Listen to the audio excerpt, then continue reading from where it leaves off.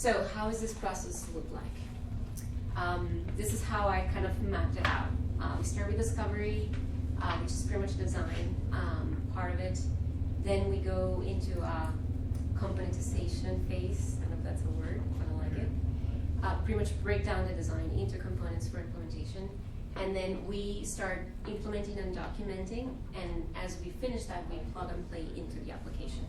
And so this is kind of like the process for a feature, in our case, when we work on projects. And so we'll go through these first stages, and then once we get here, we'll implement, document, and then integrate until we get the entire feature completed. So the discovery is, that design stage.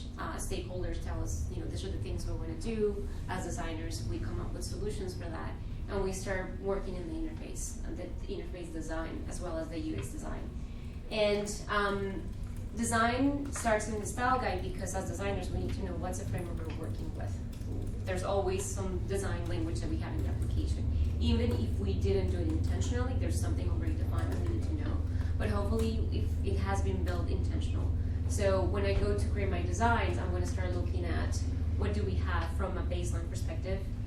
So just think about high-level definitions of typography, form elements, tables, all the HTML standard things, in addition to components as well, right? So I'm going to be looking at that, and I'm going to put my designs together based on that.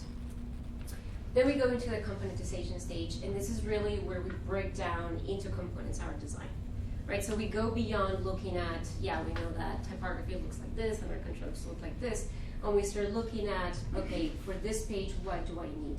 So I need a button toggle here, I need a data grid, I need a search.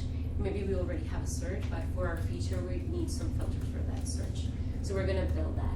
And this helps us first communicate to developers what are we building, but also what's going to be the order of events, because there could be some dependencies here that we need to know. And what we do is that we create stories for implementing those components, and then we create stories for implementing them in the application. So basically what that means is that when we are implementing something, we're not going straight to the application. We actually do it in this kind of like blank slate. And this is typically, we have a component which is kind of like a mini component inside your bigger application. And inside of that component, which is organized in folders, we'll have a folder that's what we call demo. And inside of that, there's just a blank page. And that's connected to the baseline style guide in style sheet, and then the style sheet for the component. And then we start developing there. And so what's really good about this approach is that you create less dependencies, or even no dependencies, and if you do, you know which ones, because there's nothing else on the page. But also, it's a playground. Right? You have your blank canvas where you can bring components and anything that's already defined, and then you can play there with your component. You create your unit test. All of that is isolated from the application. So one of the things that we also think about when we're building this is how reusable our component can be. So the whole idea about components is that you develop something, you call that component as an instance, and then you can do that in multiple places in the application. And it has a great advantage because you can scale easier, right? So if you need to update something, you don't have to go to 30 places because it was implemented slightly different. You just go to this one component. And so part of that reusability idea is that you need to kind of like think in the future, and let's say that my particular story says that I need to create an alert message and that needs to be successful. So, typically I would do that and then just take care of that use case. But thinking about reusability, I would also think, well, what other types of messages do we need to pass, and how can we set up our components so that easily that can change to different colors and maybe icons and things like that. So as we do the implementation, we are also documenting. And this is key because typically we don't document because we're too tired to do it after a project. We're like, we don't know anything about this project anymore. And now I have to write a documentation about it. So the idea is that we actually do this as we go. And we do it with the mind of, in the future, I want to be able to come and use that component and know quickly what I need to do. And I also want to promote other people using my component. So it's not only that documentation that you would typically have in your code.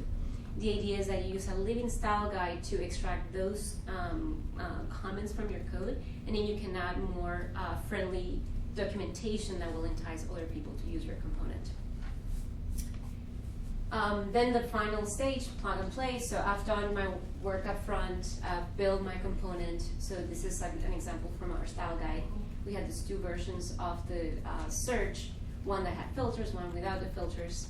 And we built this isolated, and then we went into our actual application, and then we added that, and then this component starts interacting with that. So that's taken care of on a separate story.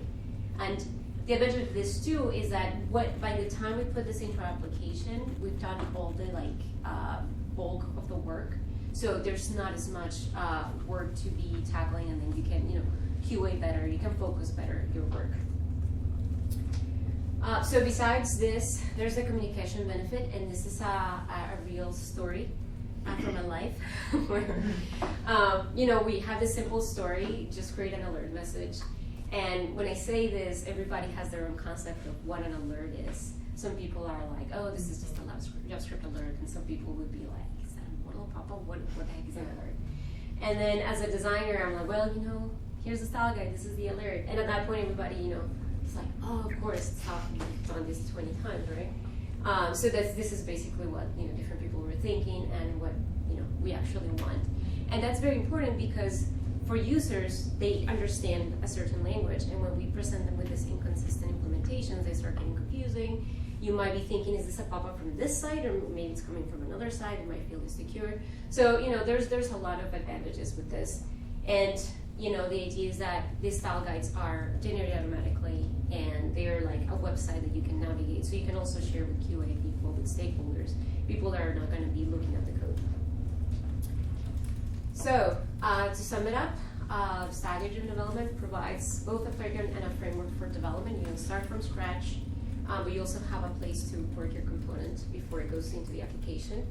It encourages creating reusable components, facilitates communication among teams, and it lays the groundwork for building more scalable and maintainable applications.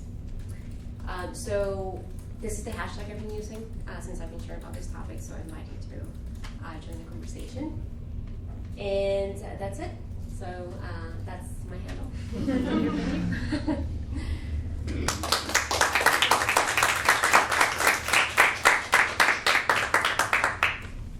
Does anyone have any questions?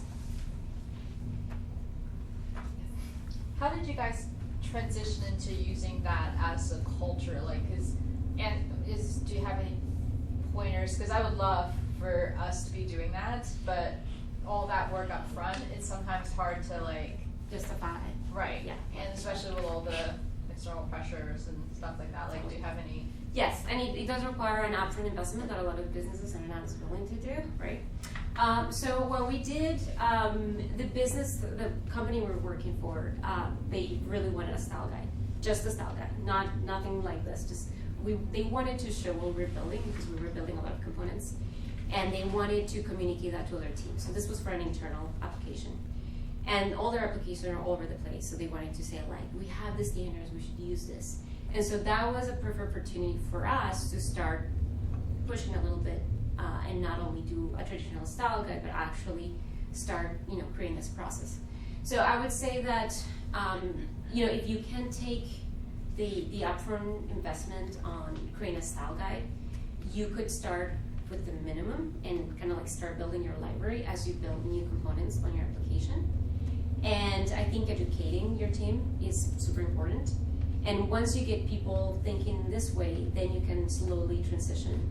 And it has a lot of benefits as far as project management is concerned, because we would have the cases of they want to build this feature that's one page, and it's a story is building a page, and 50 things happen on the page, and everybody's there's not even requirements for this.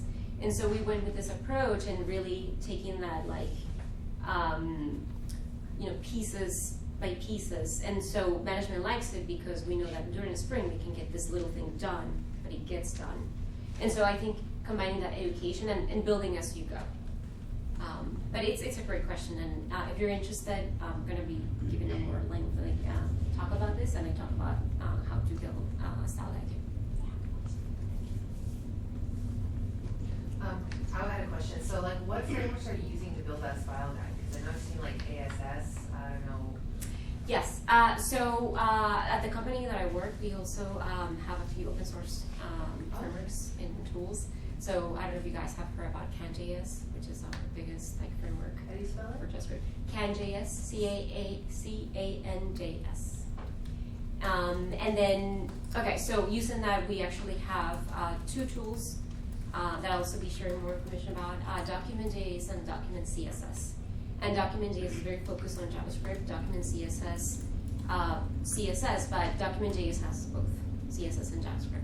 And that's what we're using to automate the process. So something that I didn't mention was style guides use the source code from your application. And so the idea is that those comments that you put in your code will be extracted and will be outputted into a nice website. You can see that documentation. How do you do the animations in your presentation? Do you guys use a wireframe app of a particular sort, or do you build those out yourself?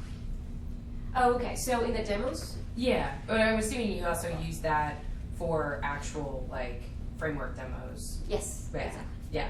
So what we do, so because we use the tool that generates the site, we actually have a page that has a demo with a component, Okay. and you can just click through. And usually we have mock-up data connected to those components, so you can actually insert, and interact with them. Is that a proprietary tool you guys came up with? Or No, it's open source. Open source. Do you know what the name is? Yes, Document CSS for CSS, and then Document.js for CSS and JS. Okay. Yeah, no, and that's a tool we're building and making better, and hope that more people will use it. Document.js has been for a while, and we actually started with Document CSS last year. Questions? Any other questions? Great, well, thank you very much. Cards, What was that? business cards, maybe here. Yeah, Anybody yeah, wants here to- or in the back. Yeah, perfect. All right, so Sada and Connie are up next. They're gonna talk about React and how to get started. Sure. Yeah, we are. All right. I don't have anything scandalous on my screen this time, Ophelia, so I won't offend anybody. I'll find the presentation. What do you plug in? Do you know how to do this? Is it on this side? How it works? Right. Oh. I gotta do this pretty thingy.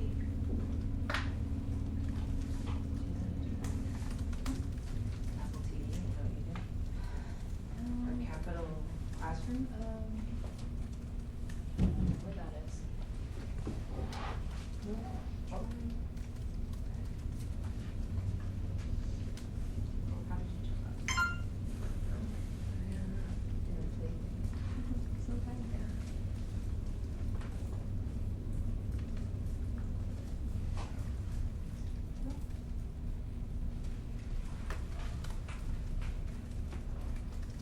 Sorry, guys.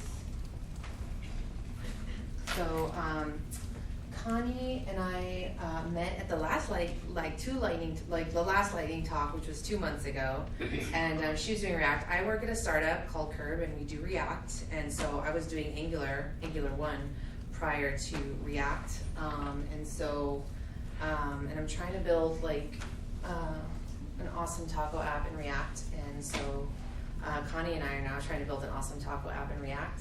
And so I kind of had to learn React on the job, and Connie learned it. Where'd you go to Makersquare? Yes. She was learning it in Makersquare. They did their project in that. So we want to just kind of do a little intro. I think probably React is this super kind of hot, sexy thing that people hear about. And when you actually kind of learn about it, you're like, this is so simple. Why is it so hard? And now my computer doesn't. Do you want to try? You want to try your computer? Do you guys know which room It's the classroom, right? Ophelia? For Wi-Fi? Yeah. Or for the AirPlay. Well, we don't need AirPlay, right? No, you just connect your computer and it You're should be plugged good to go. out. Oh, wait, you're not completely plugged in. Lies. That Alright. might be it. Cool. It's always easier than you think it's gonna be. Except.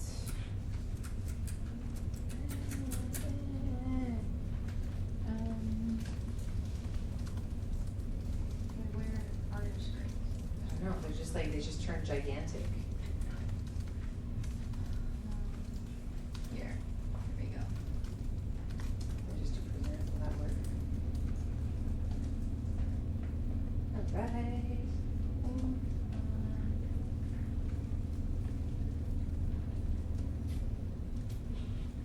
Oh.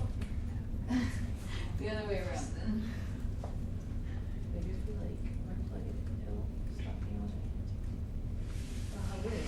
Doesn't it? Alright, never mind. Let me try this. Sorry guys, all these technical difficulties. Okay, let's try this. Wanna try my computer? If your computer, maybe your computer is more amenable. I'm gonna look at it. Right. Just do a view and see what happens. Can you click the play button Right at the here. bottom? Yeah, that's weird. Yeah, I hit play and it's just like playing itself. It's like, I don't need you. I guess I'm gonna try yours. Clearly this isn't gonna happen. Well, it's kinda happening. We'll just go back to what it was. I think it's just not full screen for some reason.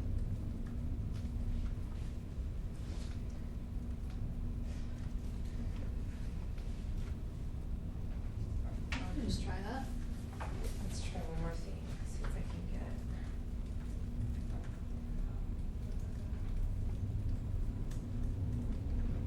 Supposed to do something, right?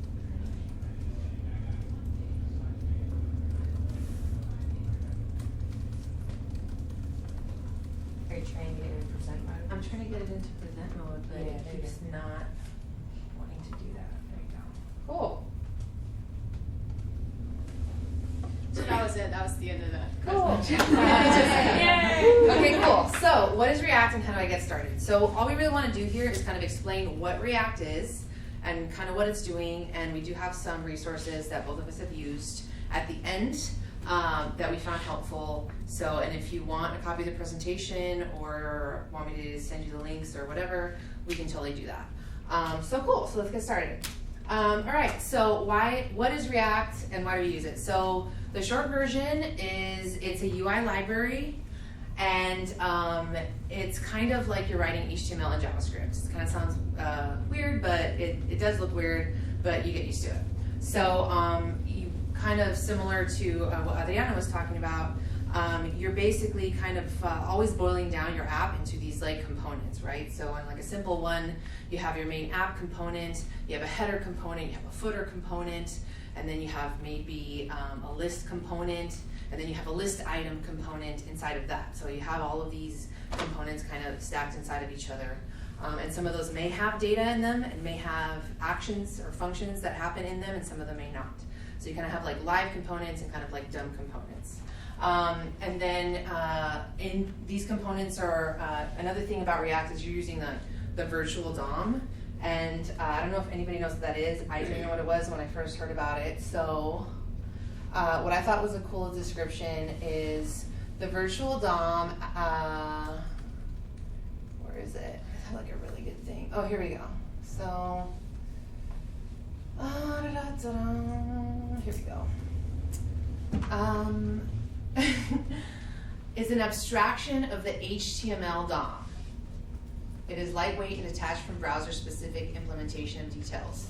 Since the DOM itself is an abstraction, the virtual DOM is in fact an abstraction of an abstraction. So it's kind of like, as you can see here, we have this whole, what is that movie called? Inception situation going on. I know that's like not like super duper clear, but I hope it's a little bit more clear than it was before. So, man, see, isn't that weird? It like disappears the option to like full view. Anyways, all right. So yeah, and so kind of what this results in is that instead of, and Connie made some amazing graphs later, which will probably illustrate this much more clearly, but it kind of results in some, more efficient rendering, basically. Because you're doing server-side rendering, you're kind of in some cases you might have better SEO. That's another thing that happens. Facebook created React. I'm sure everybody kind of has heard about that. And one of the reasons Facebook created that, and of course, from what I understand, from what I read about, their entire backend is like a mishmash of all these different languages and all these different frameworks. But the idea, from what I've read, and Connie, feel free to jump in here, is that they made React in order to be able to cope with kind of the super duper high traffic that you get on a Facebook post. So they've done things like when you know how when you're like, you like something, but then you see like all of these other reactions happening before you even click the button.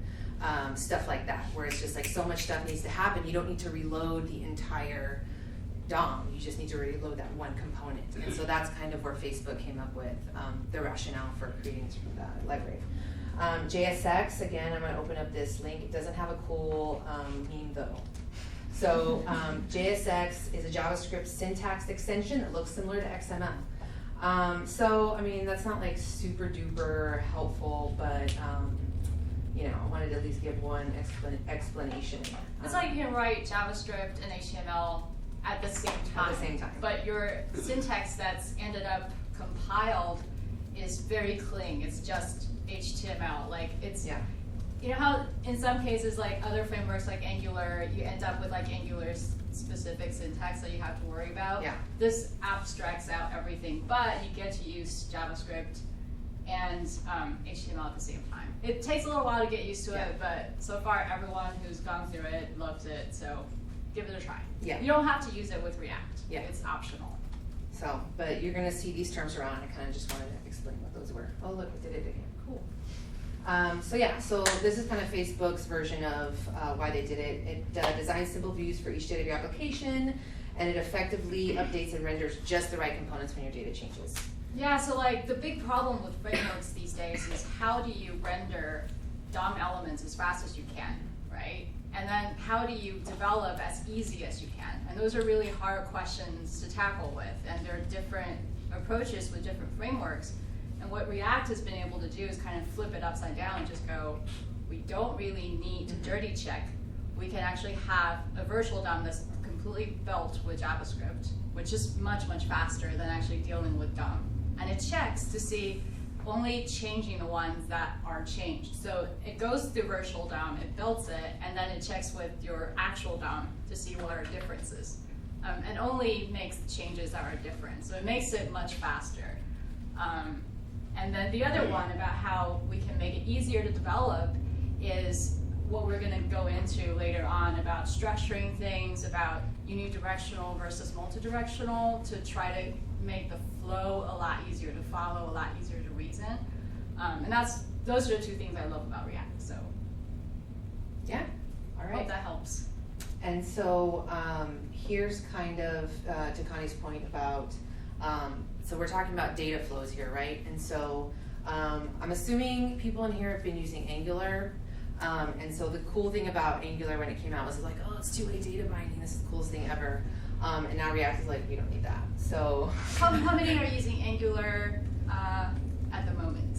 Yeah, there you go. Ember? Yeah. Cool. React? Wow. We don't even need to do this Cool. presentation. Well, thanks for coming, guys. Thanks for coming. So for those of us who don't do React, one of the things that I thought was like, so I have been doing Angular, so one of the things that I thought was two things that I thought were super foreign when I started doing React was, so dirty checking, again, I think half of us don't know what that is. Dirty checking, it checks the state of your application. So state can be anything like I added, you know, the kind of simplest explanation is when you have a to-do app and you click up and that's like 1 or 2 or 3, that's the state of your application. And so you have to do this like entire state management thing with React because all it does is update the view. So that's kind of a Debbie Downer, I think, on React. If you have a critique of it, it's that you have to kind of manually manage your state. But whereas Angular just kind of does it automatically and it's magical. So, and then the other thing is like all these props. And so, I mean, I've been in components where like props are coming down like 3 levels. And so after a while trying to track all that, you're just like, oh my God, where did this thing come from, you know? You know, the other thing is it's, you know, then the pros are they're immutable. So it's kind of cleaner and simpler in that sense. And then, yeah, so, Yeah, so Angular makes it easy to start, Yeah. right? But the thing that Angular could be a fallback is you ended up going like this direction. Mhm. I don't know how many of you have used Angular. React, on the other hand, kind of tries to separate. It tries to be that control how you flow the data. So props is only for external data, right? Anything that comes from a model side of things is controlled by props, and it's immutable. So you can't just set state everywhere to change your props. So that helps with the keeping props as pure as possible. And states are for your component data. So like if you need to do a toggle or something like that, right? You can set states within your component and just go toggle equals true, toggle equals false. And they're private, only component only. So with React, I know it's hard to get started because it's like you have to like go all the way down. For me, it's like once you get used to it, the unidirectional stuff is great because you're just having parent components coming down to child components. And or you have child components kind of passing whatever actions that's done up. So you never have like multi-directional stuff, and we'll get into how do you deal with more complex apps later on. But this way, it's much easier for you to go, oh, you know, where did my props come from? It's from the parent. It's only going to be from the parent unless it is connected to an external data source like Redux or others. States, if you know it's a state for that component, it's only private for that component. So you know it is only for that component, and it's, you know, so that way you can like separate out your reasoning a lot easier as far as where the data comes from. Yeah, kind of the metaphor that made the most sense to me was that in React, data flows down and events bubble up, like if it was water. So that's the only two directions that things happen in. So that kind of does make it a little bit more simple.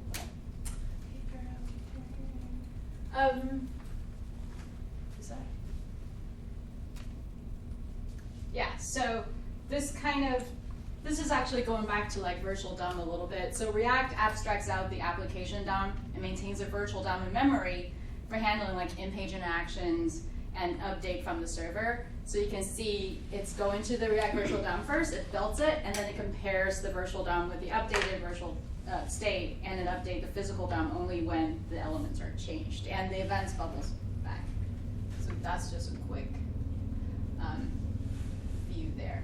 And more about unidirectional data flows. So again, data only flows down. Anything can be passed down as props, like props, states, handlers, and styles goes down to child components, and the events flows up through the handler props.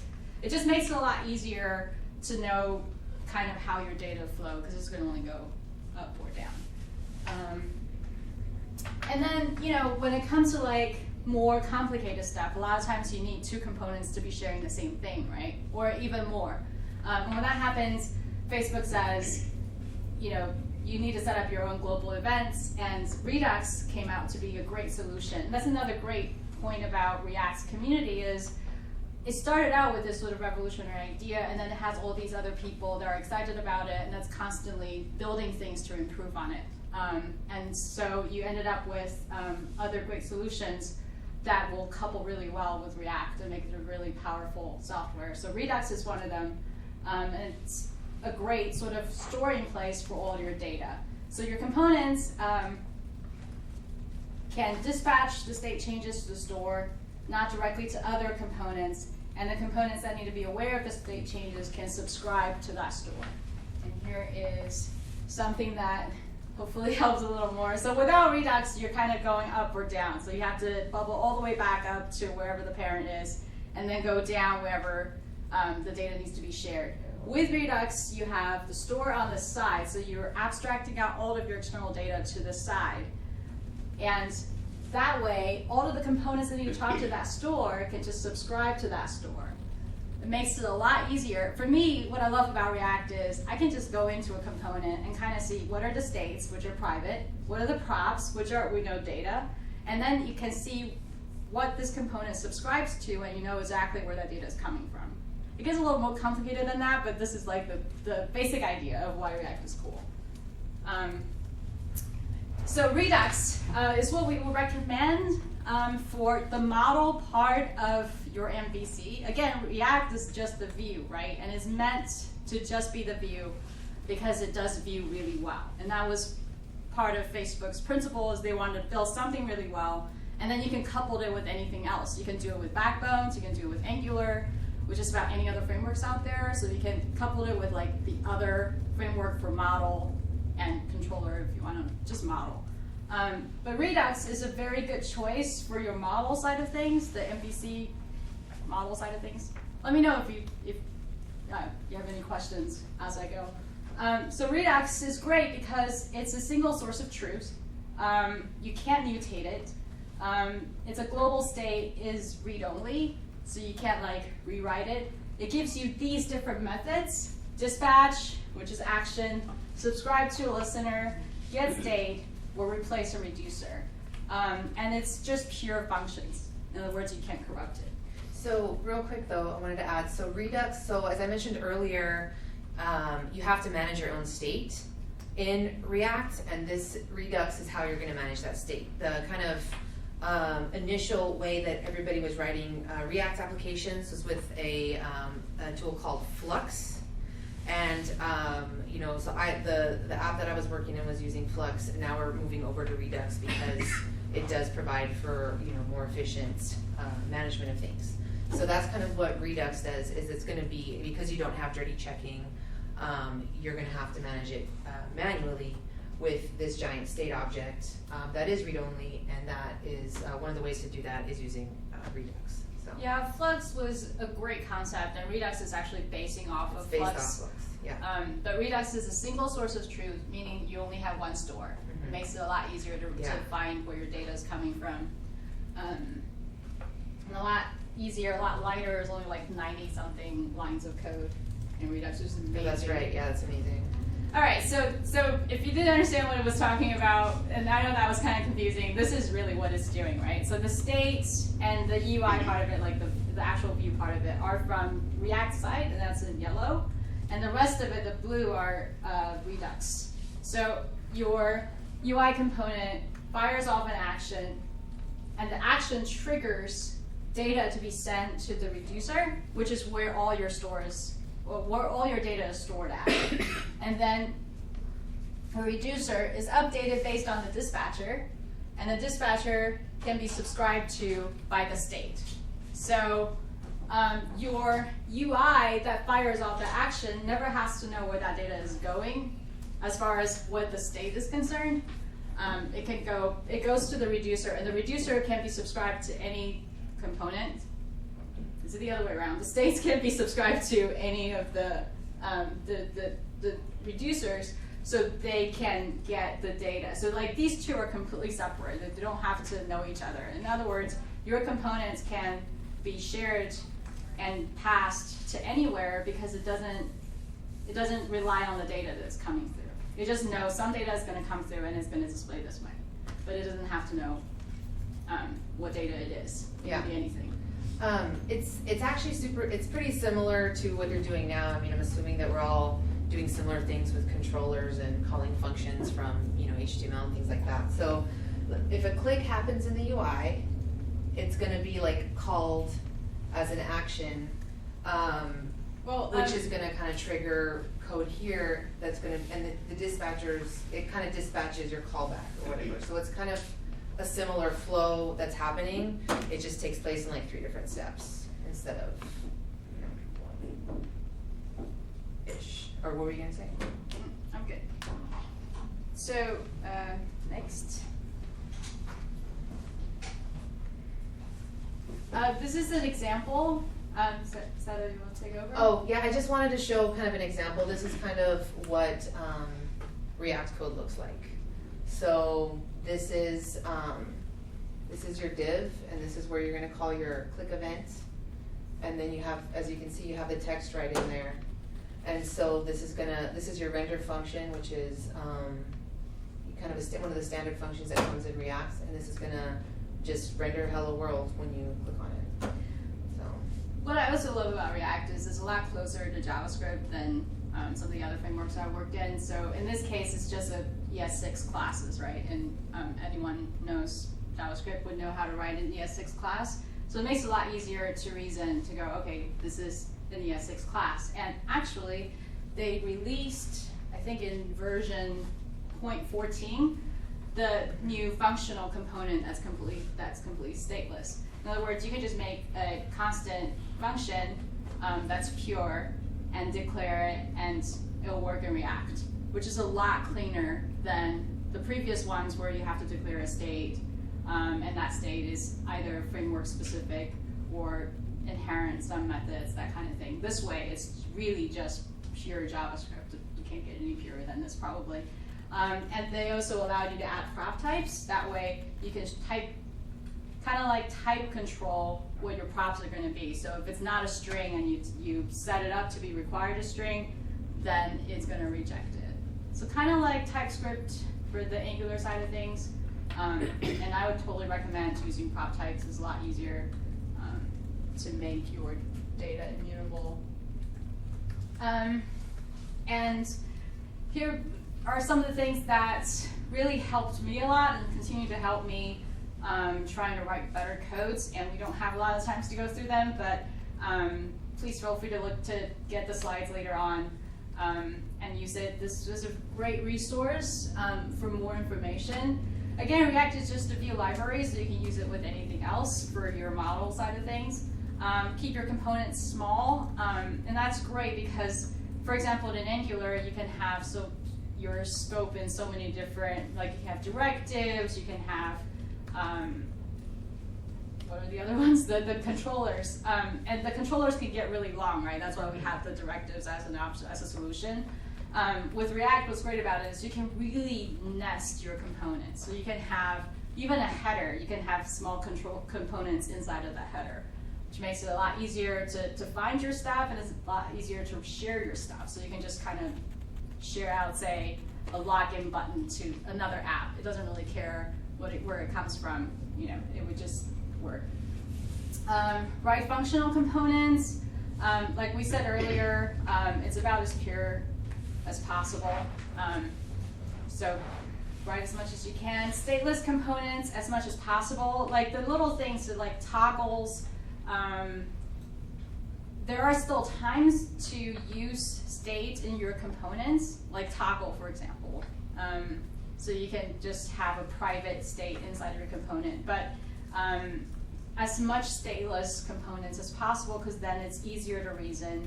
You know where your states are coming, where your props are coming from, and you don't have to worry about states as much, because it does get kind of complicated when your app gets really big.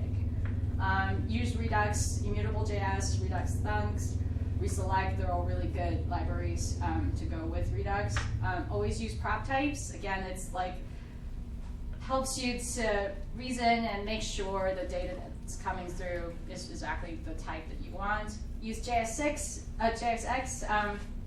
Again, it's, for example, in Angular, you can have a lot of those ng stuff, right? Like ng select or ng repeat, which is great because it just is out of the box. You can just use it right out of the box. But if you don't know what's underlying, what's written underlying, sometimes it can have behaviors that you didn't expect, right?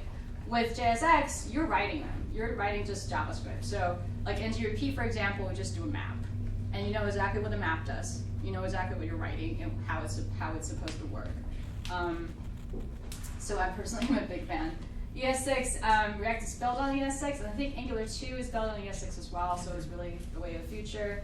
Babel, we need Babel for any ES6. Webpack and NPM. Again, this is a great resource for writing good React codes, so if you have a few minutes, please check it out. And then just a lot more. We put down a lot of resources here. Yeah. Just stuff from beginners to boilerplates. Yeah. So that's it. Hopefully that helps. Thanks, guys. Any questions? I think people are supposed to ask questions, but I'm more interested in how you guys think about different frameworks. If you use different kinds like React or Angular, what do you think? Anybody? Yes. Oh, I'm a boot camp grad and we learned React, and so that's what I know. I don't know anything else. So How do you like it? She hates it. These are all Iron Yard students, and I'm their TA, and so we're all here to make React go into our brain a little bit more. I don't know, it solves a lot of problems that I never had, so I don't have that like, oh, this is amazing. Yeah. But it's getting better. These guys like it. That's good. That's good. Cool. Yes.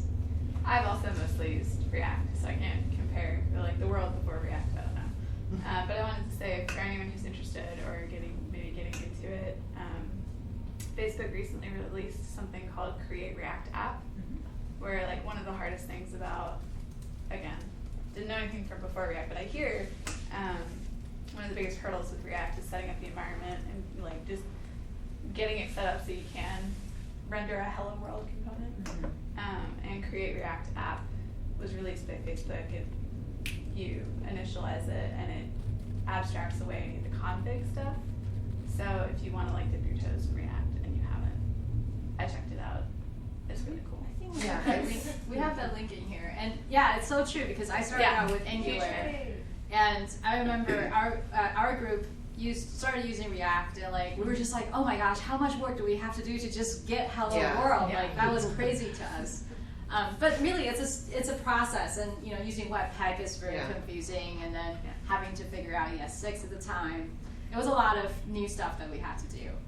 But now my job uses Angular, and every day I'm like, oh, this would have been so much easier with React. So I guess it goes both ways. Anybody else? Any questions, comments, your story about your framework, opinions? At a bigger level, so I'm looking at it from a tester point of view where I'm seeing code. Right. And so my thought is okay, so you have React, which is base code, and then Redux, which is communicating data to the store, right? So is the store a MongoDB or a relational database? It could be anything. Yeah. It could just be whether it's relational or not. Yeah. Or even not even a database, an external system or an API or anything like that. Is that what we're talking? Okay. I just kind of wanted to get the general movement picture of what's happening. Yeah, sorry, I forgot to put a database in there. but Redux is just the model of your MVC. And it's a communication between your database. And you have to write database code somewhere else too. But it's just a connection. Okay, I shouldn't say it's a model because it's a connector to your model. Okay. So it's more of a connector. So to give you a tangible example, we have an actions file, and that's where we're making an API call. Okay. So then you click on fetch data, and it. And so. And the data goes into the reducer. And then the data comes back into the reducer, which is the state management. And then comes back up and does an action, which... No, your dispatcher is where you grab that data. The dispatcher is connected to your component.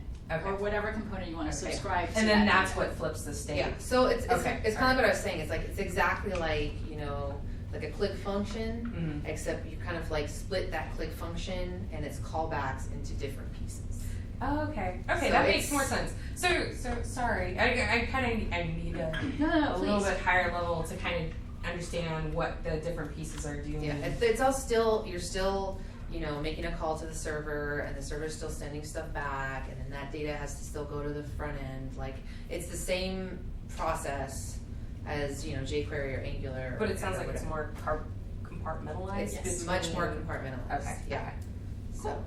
And testing, React is great with testing too, especially with the functional components, because it's just pure functions. So you can abstract it out, you can do unit testing on it. It's a lot easier than all these other syntax stuff. Did you guys find a unit testing framework that works with this? Or I was watching this guy do a bunch of stuff with, actually I can't remember the name of it, but you can even do, because a lot of this stuff is immutable or whatever, you can just console log it to see if it fired or whatever, because it's not doing anything except firing, on some of the stuff. But yeah, I don't know any frameworks, any testing frameworks. Anybody with React? No. Well, the React people These guys are going to be testing tomorrow with Mocha and Chai. Mocha, Right, right. Mocha is what we use, but I heard there is one that works really well with React. Is it Oh. Phantom JS? Yes. It's- Yes. Yeah, Phantom Phantom JS. JS. Yes. Okay. I know goodness. Well, thanks y'all.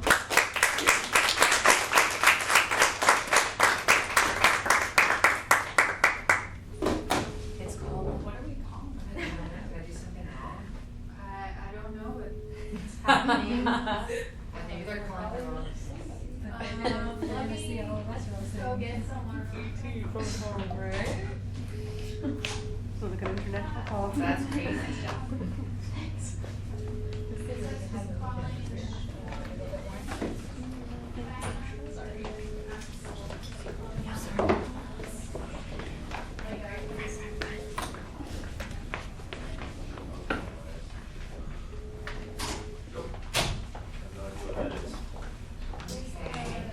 You guys, why don't we take a 5-minute bathroom break, ladies? Make it official.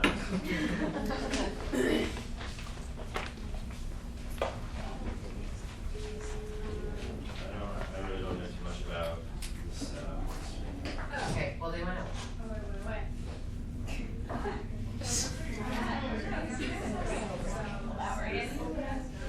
Yeah.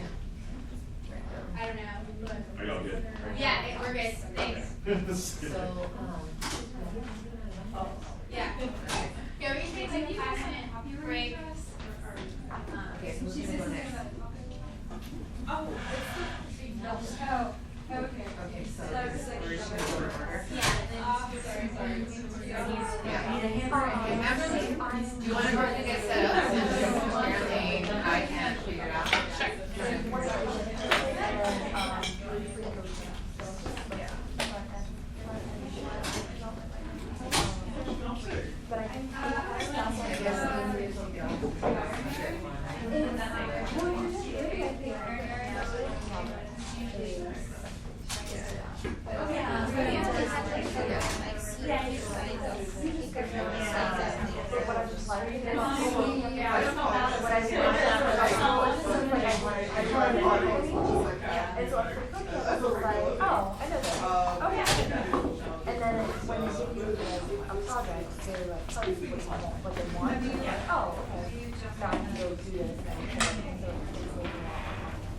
I have actually used Photoshop. I actually was really trippy.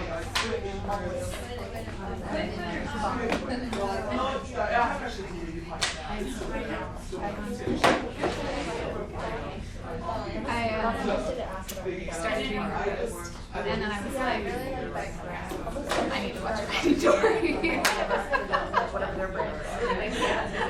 I try not to get spoilery in there, but sometimes it's like, no, because I mean, like, spoilers, whatever, but I was like, oh, I should watch that and then reread this.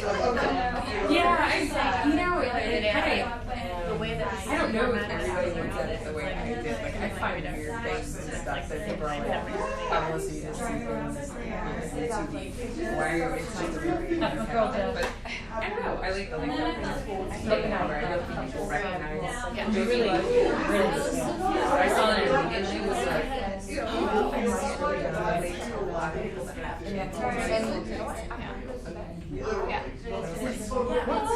Well, I think examples like that are so great because I so relate. Exactly, and then people that don't have like everyday things to relate to suddenly have like basically. Let me explain what my life is. Yeah, you know. Yeah. Literally, I'm like, ooh, I'll start styling kind of, and then like start like, I'll make this look different. Always yeah. It's known for it. That's awesome. Yeah, I just cheer up a little bit. I usually will style and then hit I'm afraid I can't paint anymore. I watch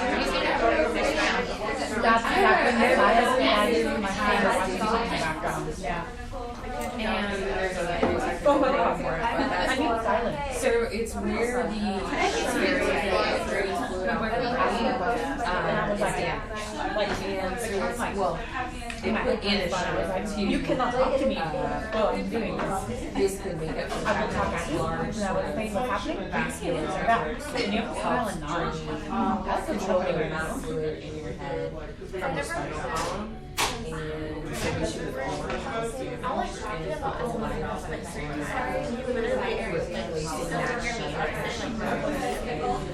it is caused, it's just actually on high functioning side of that syndrome. But I understand it. Like my whole life, it just called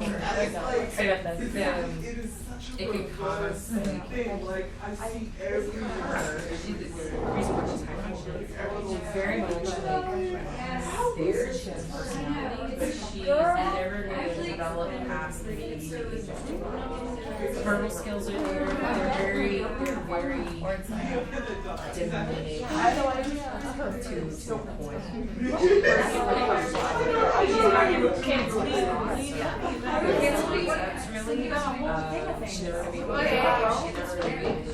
and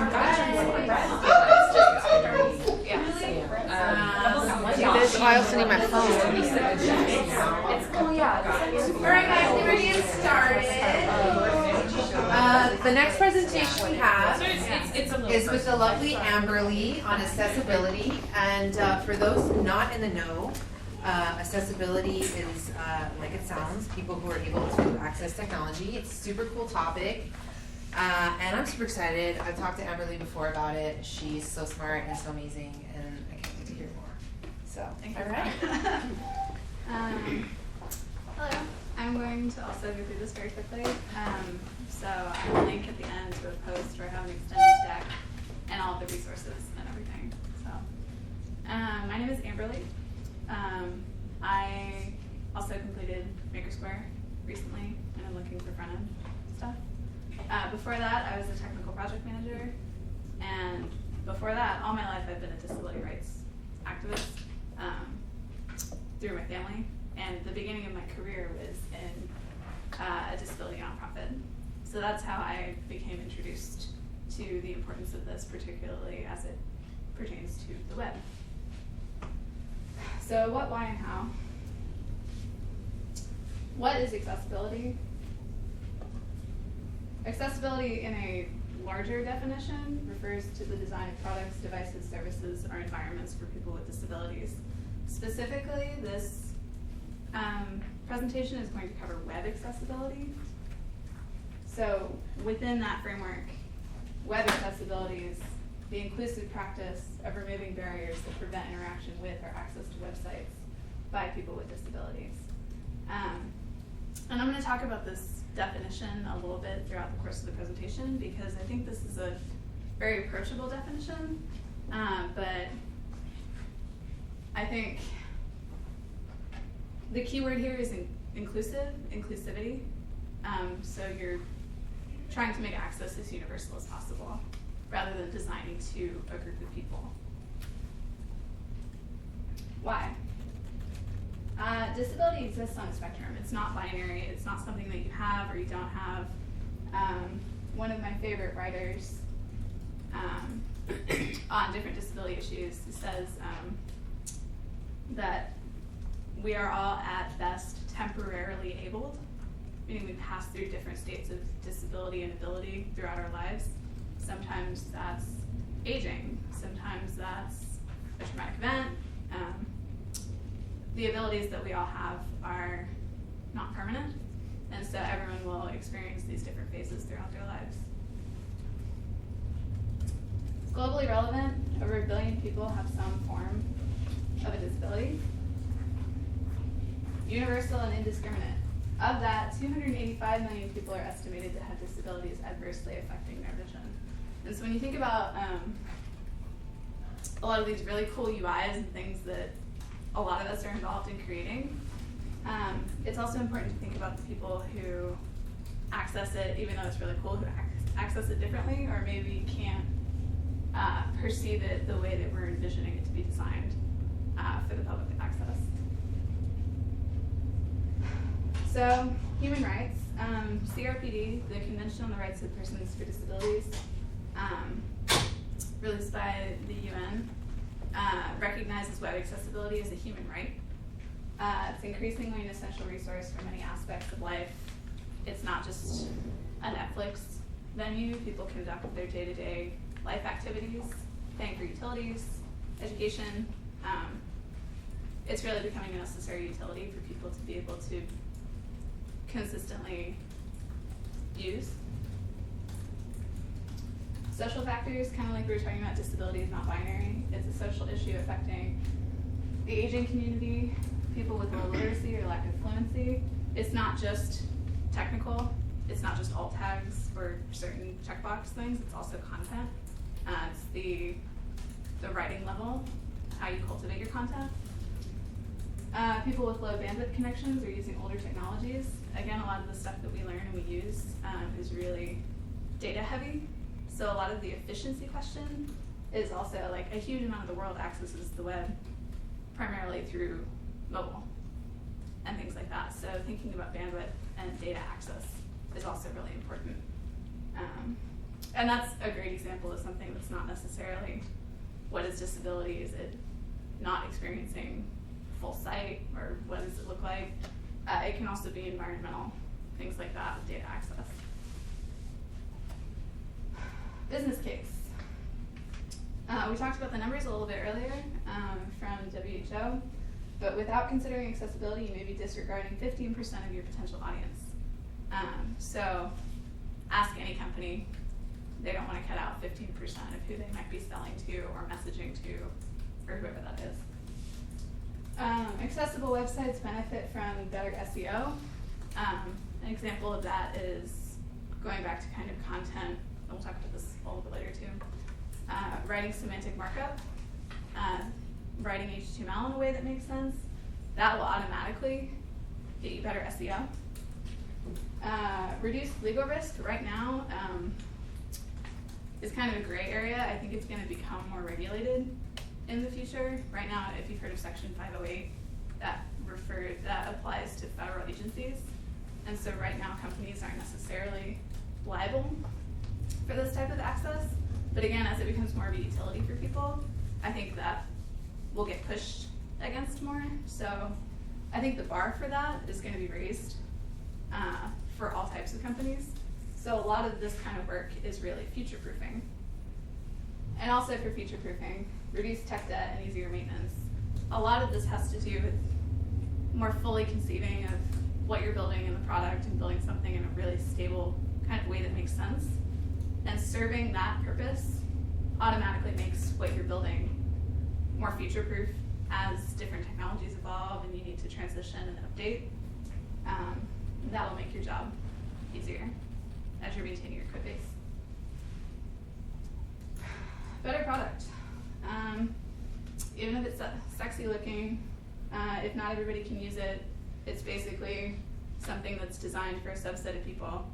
And in my opinion, it might as well be an art piece in a gallery, which is great. There's utility in that, but not if you're building something for public consumption or something for a wide consumer base or something like that. It's important to think about everyone. So how? I'm going to cover some very basic accessibility testing. Someone I learned a lot from, who I credit this to, it's the 60-second test. Headings, no styles, and focus styles.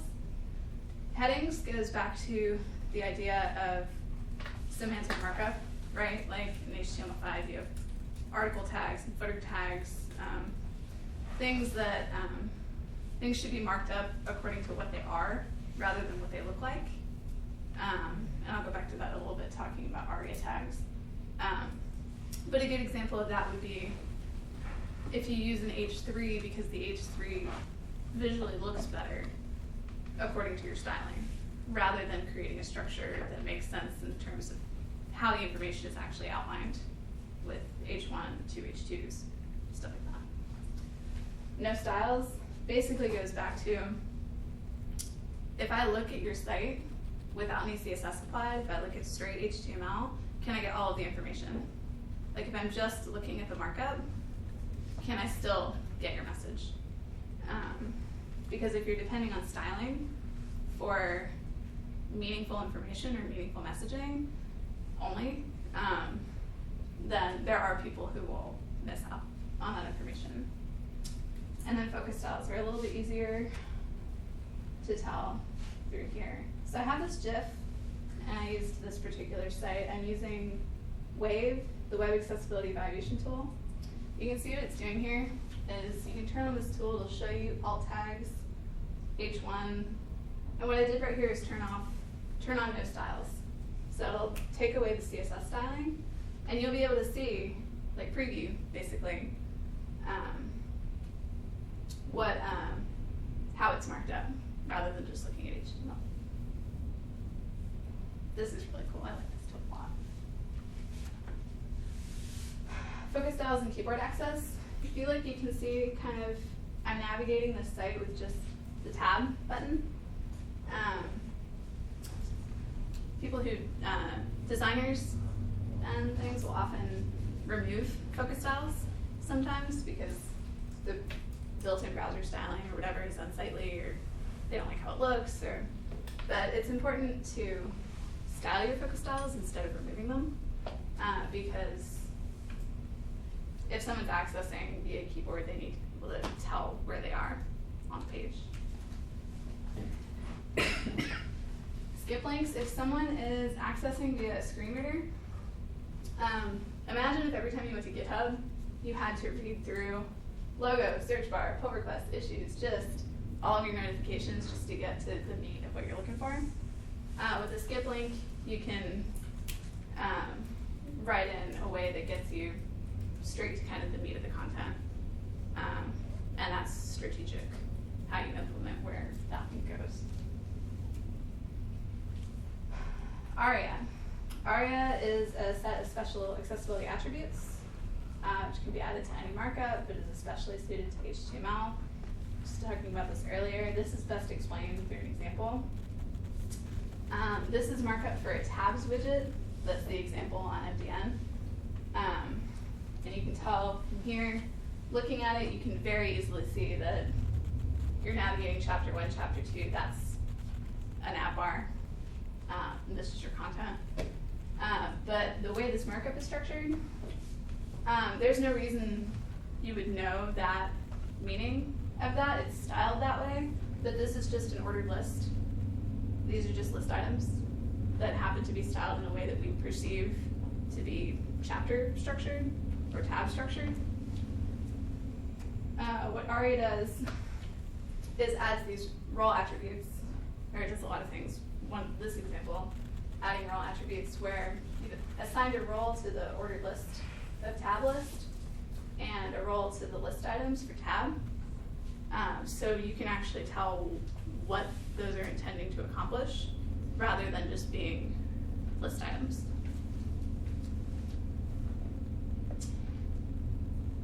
Color. So mentioned a little bit earlier that if messaging or anything is communicated just through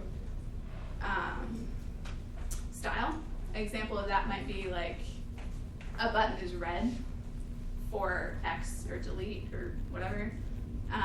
If someone perceives color differently, or if they can't, or if they experience complete blindness or something like that, if it's only conveyed through color, someone would have no way of knowing that.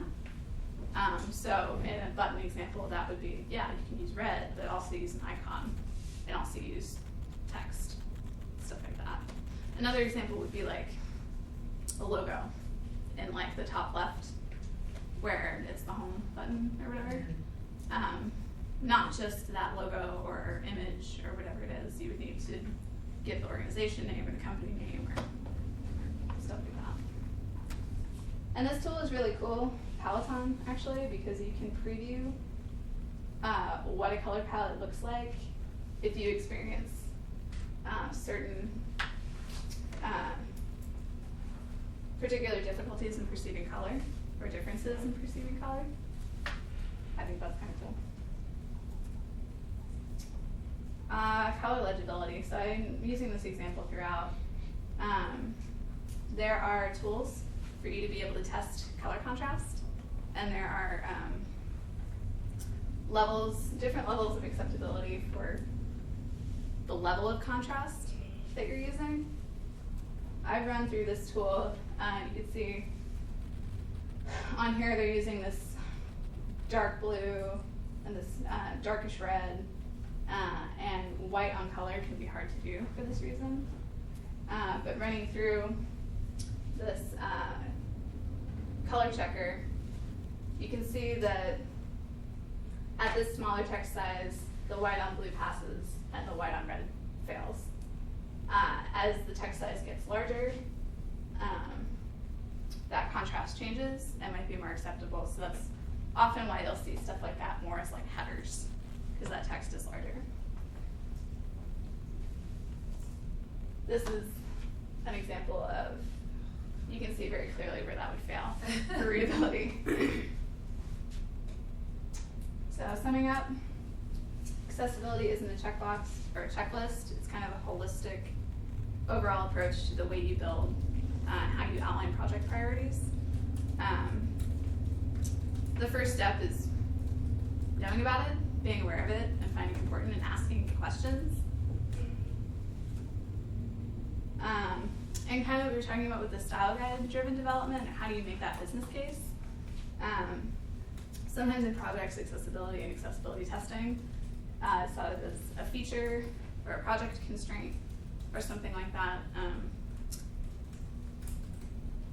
What we've talked about here is a good example of what you can take to a project or to stakeholders to give them the business case.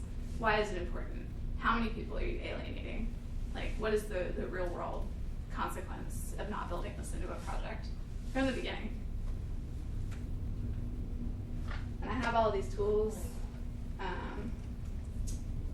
are at this link, if you want to find them. So that's it.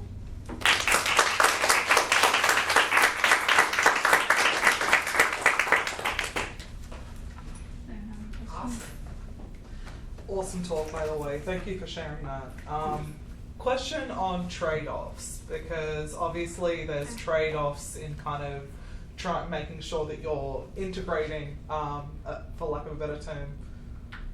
Sorry, let me start the saying again. There are trade-offs in terms of, you know, resources, and you kind of covered that by saying, okay, but make the business case so that you have the resources available to do this work. But as far as like design elements, making the trade-off decisions between, you know, making something accessible versus making it shiny, if that makes sense. Yeah. Can you provide some feedback on how to navigate some of those trade-offs? So I think that will vary depending on the stakeholders and the audience. For example, a site like Bank of America, you know, a bank site is a utility.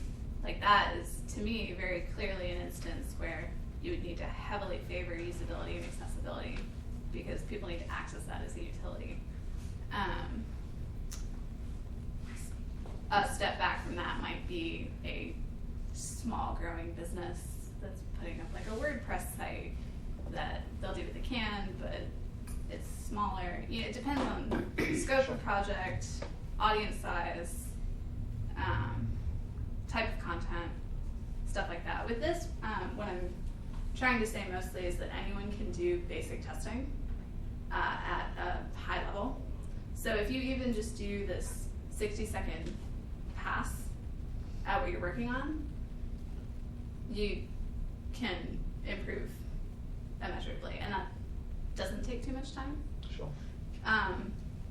But another thing that's key, and again going back to not just being technical, like alt tags and ARIA attributes and stuff like that, is getting people who are cultivating content, who are getting all of this together, thinking about it as well.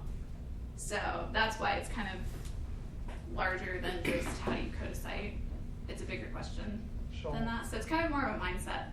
It's like if you can train the mindset, you can do a lot of the work up front. And it doesn't need to be added at the end of like, we built this project, now we gotta make it accessible. Yeah, absolutely. Like, I'm especially interested in the topic because I worked on a project where we had to make a whole bunch of documentation 508 compliant after the fact. Right. And it was, and we should just start in the first place. So, yeah. absolutely 100% agree. Thank you again for sharing on this topic. Thank you. It's awesome. So regarding making a business case, we actually included a section in the style guide about accessibility.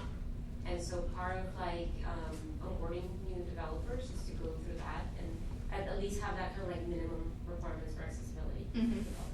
And then we have, so it's kind of like an intro, and then we have links to places that have more in-depth content. Cool. That's awesome. So I worked a lot with accessibility, like web accessibility before I went to a boot camp. Cool. And then when we were working on all of our projects, under like great pressure, that just went out the window. Yeah. How do you incorporate that, like when you're planning for a React project, how do you sort of bake accessibility into that planning process? It's so much different than just typing HTML into your tool and running Yeah. it, you know. So I had a similar experience going through boot camp myself, where I think it's different when you're building something to learn and you have a limited time frame. That's kind of what we were talking about with where is it going, who needs to access it, or whatever. If, it's a learning experience. Yeah. Like I didn't do as much with this when I was building boot camp projects and stuff like that. But the trade-off is that you don't really learn how to incorporate it. So when you go out in the world, Which is why I'm presenting this at Yeah. boot camps, actually. That was actually how I built this. Was Maker Square didn't have anything about accessibility, and so I built this to share it with people. I totally agree. I think what you have to learn to be full stack. I mean, there's already too much to look at, which is why the case that I make is the hurdle to starting to implement accessible practices is not high. So if you wanted to go back and look through your project and do the 60-second test, or to make sure that all your images had alt tags and stuff like that, that's a quick first step. But in terms of planning, I think kind of the same thing with what we were talking about earlier, which is if it's a project that you're working on designing and doing your own thing, that comes down to how you're designing and structuring the page, right? It comes down to are you working with a team of designers and developers? Is everyone kind of thinking about it from the beginning? So that's, I think, how you bake it in to the process, is having those questions in mind at the beginning, regardless of the team size, and have buy-in from a team if you're working on a team. But yeah, it's very project-driven and constituent-driven, like who you're building for. But yeah, that was a struggle. I totally understand. Anyone else? All right.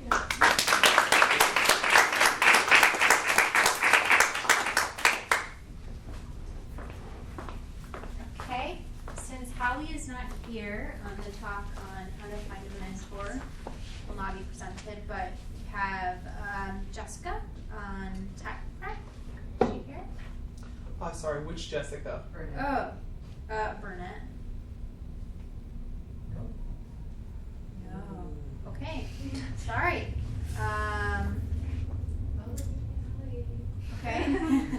And then Adrian. Sorry about that. She's going to talk about the developer experience.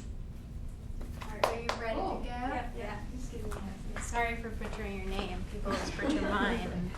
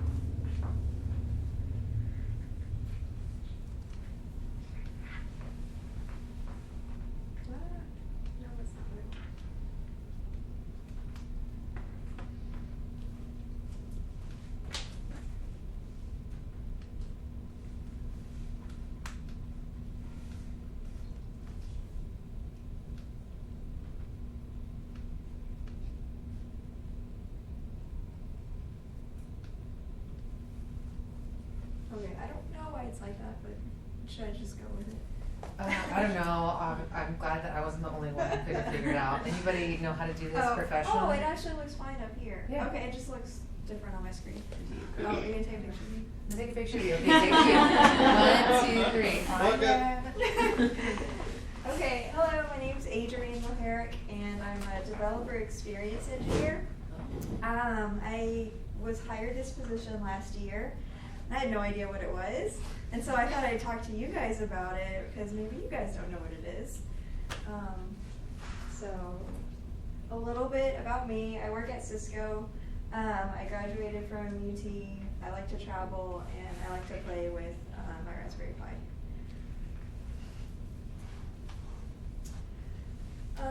Okay, what is developer experience? This basically the sum of all interactions and events, both positive and negative, between a developer and a library tool or API. Maybe some of you are familiar with user experience. This is basically the same thing where the user is the developer. So as a developer, you come to a website and you want to learn how to use a new tool, a new API. You have to go figure out where the documentation is, get your first hello world up and running, figure out is this what I want to use, and so forth and so on. And so my job is to make that experience that the developer has when they first come to this website to learn your new API or tool, make it a good experience. So they find the docs that they're looking for and they can quickly get started. And so why does developer experience matter? Well, if you're a developer and you're trying to learn about this API and you have a bad experience, you're going to barely use it, if at all, and you're probably going to leave and just go somewhere else and find another API or tool. Whereas if you have a really good experience using this API, you're going to come up with innovative ways to use this API and tool. And then become more of like an evangelist for this. Hey, this is really cool API, it was simple to use, and kind of like promotes this own community by itself, just by people having a really good user experience. And developer experience also matters because this is the growth in web API since 2005, and it's become extremely competitive, right? So you have this great API, but then you've got maybe 10 other competitors, and they have APIs that do the same thing.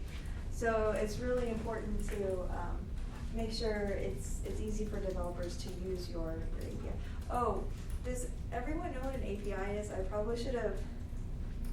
Okay, I'll just, in case you don't, everybody's saying yes, but there has to be someone who doesn't know. But basically an API is what allows your application to talk to another program.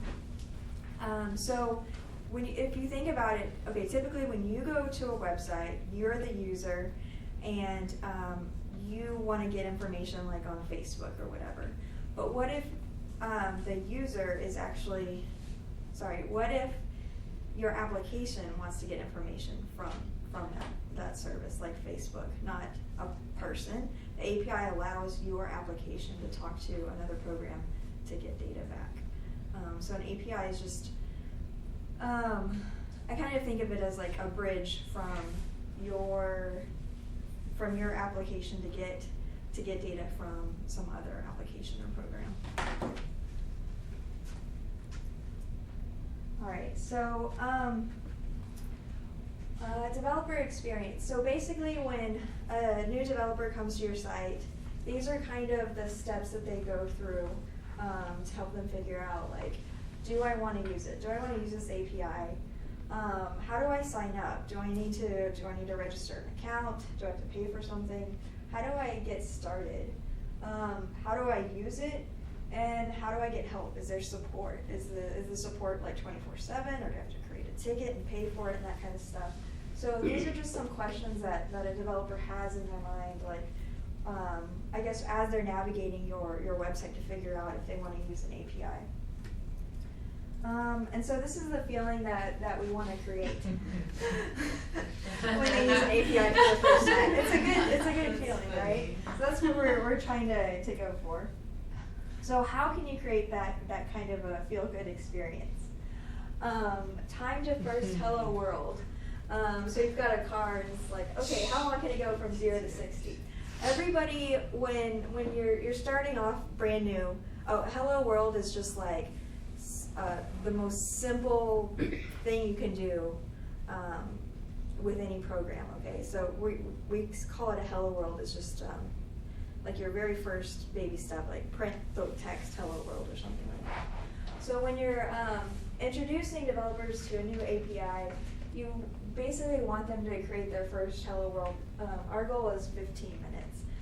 If you can't create their first hello world in 15 minutes, you get stuck or have other issues, you're just going to quit and give up and try something else. A sandbox is really important. So when you're making these API requests, you have to send them somewhere. You have to send these requests to a specific server. Well, you don't want them to have to like go buy some hardware or equipment or a server to get started. So you want to offer a sandbox, a virtual environment for somebody to make these REST API calls. So that's usually pretty important, and it's tied into your time to first hello world as well. Like, because if you have to like buy or order something, you're not going to complete your first hello world in 15 minutes.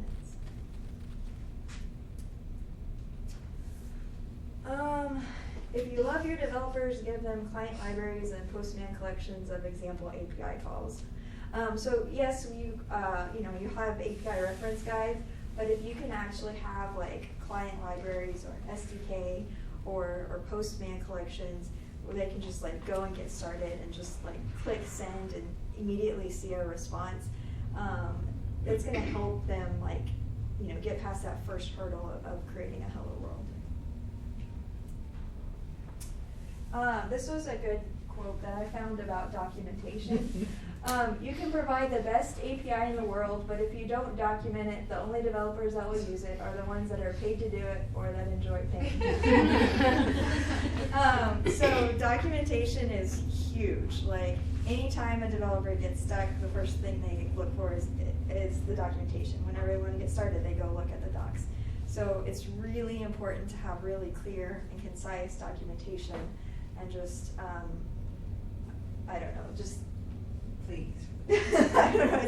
It's like the number one thing one of the biggest like hurdles for, most important thing for developer experience of everything is just documentation. Like even if you don't have the money to create a virtualized environment for a sandbox, at least have great docs. That's kind of like the bare minimum. Okay, so now I've just talked to you about all these things about developer experience, so I thought I'd explain to you what I actually do every day, or not every day, but it varies a lot. So I work for Cisco, and Cisco has a developer site, and Cisco has almost 100 different APIs for all of their products, ranging from like collaboration and Cisco's phones to hardware routers and switches that now have APIs. And so what I'm doing is our Cisco developer site is massive. And what I'm doing is going through each API's microsite and creating a developer journey and seeing if I can answer the questions. How do I get started? Where do I get support? Can I find the documentation easily? Is the sample code up to date? Et cetera, et cetera. I also conduct interviews for feedback. So I will schedule 30-minute interviews with our developers, but not just developers, like people, network engineers, developers, even Cisco employees, anybody that uses our Cisco developer website, and I ask them questions like, was it easy to do X, Y, and Z, or how did you do this, or what kind of questions you have, and we're trying to constantly, get more feedback and improve the whole process. Lead the onboarding process. So as Cisco has new products and new APIs, I help onboard those basically like microsites for those APIs, and I work really closely with the design team. So right now we're redesigning our website, and we're like onboarding a bunch at the same time, so it's kind of crazy right now. But what I do is I make sure that we have consistency throughout the site. So currently, if you're working on like the X API and then you're also working on the Y API, those are kind of two different microsites, and you don't want to have to relearn like where to find the documentation in this microsite versus the documentation on that microsite. So I'm trying to make all of the navigation the same throughout all the microsites. I attend conferences and hackathons and collaborate with the developer evangelists.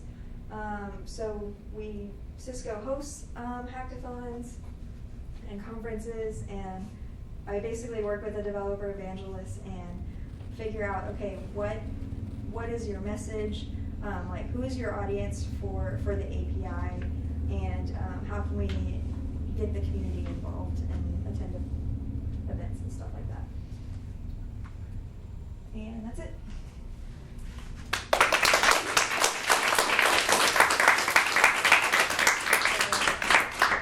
Does anyone have any questions? Yes. Question on the difference between titles. So when you first began your talk, I was thinking, okay, developer experience person, that's someone who, it's another name for a developer evangelist, but what you kind of indicated when you collaborate with the developer evangelist, that it's actually two different things. Can you explain the difference? Yeah, so there's a lot of overlap. So I am the developer experience engineer that works, but I'm on the developer evangelist team. So everybody I work with, basically what I mean is like the developer evangelists, they interact with the community a lot, the people using the APIs, and they will attend events, and they will respond to questions on the forums, and they're kind of like the human connection between like the developer who's trying to use like Cisco, who's this like, you know, big company, right? And so like developer evangelists are like the middleman, and they give you that one-on-one kind of connection with the API and the support. And then I, as a developer experience engineer, like my focus is more on our website. And I think the developer evangelists, their focus is more like outreach and community events. So I do attend a few events and conferences, but the evangelists, like on my team, they travel a lot. Like, and I didn't really, like, I like travel. Like, don't get me wrong. Like, that was one of my bullet points. I like to travel, but like not like, you know, 50% plus work travel. Like, Yeah. So, so it gives me kind of the flexibility to be like, hey, I'm gonna work with a dev evangelist to be like, okay, make sure we have all of the tools and the resources for your API that you're evangelizing for on the website, and then the evangelist would go out and into the community and Go forth and evangelize. Yeah. Thank you for that clarification. Okay, no problem. Yep. How did you end up in this role? So that's a good question. So I don't really know where to start, but I'll just like sum it up. So I got my degree in math, and then I got this internship, and it wasn't what it turned out to be. Like on my first day, they were like, "We need you to redesign our website," and and I said, "Well, I don't know how to do that." And they said, "Well, you have all summer to figure it out." So I taught myself HTML, CSS, and JavaScript. And then from there, I became like a front-end developer, and I did that for 3 years. And then I transitioned to a developer support role. And so what was funny was when I became a developer support engineer, I was supporting Cisco's APIs. And right before I took the position, I didn't even know what an API was. But my boss that hired me for that position was like, "Oh, you've actually been using the APIs," because I had created a Twitter widget on our website to like pull in the feeds, and I didn't know that was an API. And then so I did that for 3 years, and then I don't know. It's kind of a weird long story, but basically my former boss from 7 years ago, I kept in touch with her. And we've become like good friends. And then one day she had an opening at Cisco for me, and she was like, "I really like you to work for me. Like, we'll create a position for you." And she created this developer experience position for me. So that's how I got it. But it helps to have like kind of a developer front end, developer background, whether it's front end or back end, because you still have to go through the journeys of like. How do I learn something new? How do I learn to code? How do I whatever? And then I put myself back into those shoes to make our developer website better. Any other questions? Yeah. Are you guys user testing? How are you doing your user site? So I know. Let's see. I'm not so sure. So our Cisco developer program is only like 2.5 years old. So we're kind of like a startup company within Cisco, and so we don't quite have all of the we're kind of just winging it right now. But yeah, we plan to do some we have some user testing, but it's informal right now. All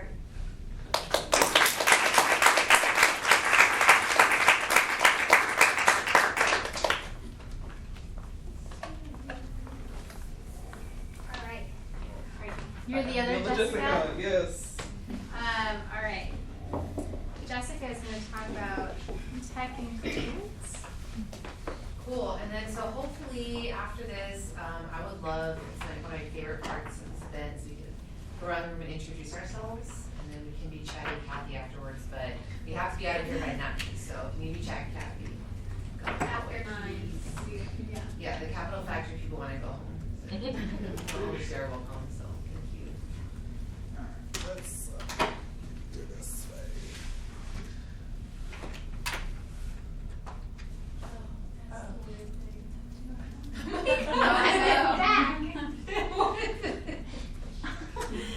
No, ET, it is not time to phone home. Okay,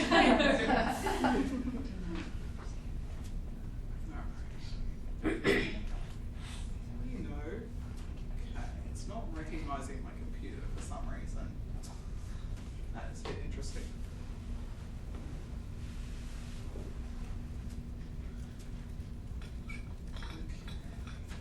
That's okay, because I didn't really prepare slides anyway. So we're going to do the Plan B version of this talk. Just, bear with me 2 seconds. I'm just going to write something up on the board and then I'll get started. Cool. You can feel free to erase those handles if you want. It's all good. I got plenty of room.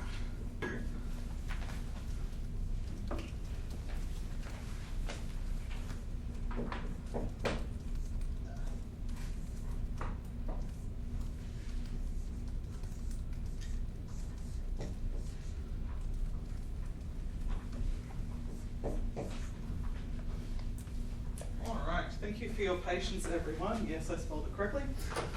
So my name is Jess, for those who don't know me. I've been around the Austin Women in Tech community for a few years.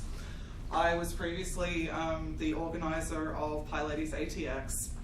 I'm currently the organizer of Women Hardware Hackers ATX. We should talk later about Raspberry Pis, just saying. So I'm here to talk to you tonight about something called Tech Includes. What is Tech Includes? Well, it basically is all about conferences. So we've heard some excellent talks here this evening, and I would love to hear some of those talks at the next level. My apologies. So while my phone is doing its thing, who here has attended a tech conference ever? So a good number of you. How many people feel that their particular demographic, whatever that is, we can all kind of go with, sorry, this is going to do its thing while we're it's telling me it's time to go to bed, alright? I'm a grandma, I'm not ashamed of it. At least I know you're on top of things.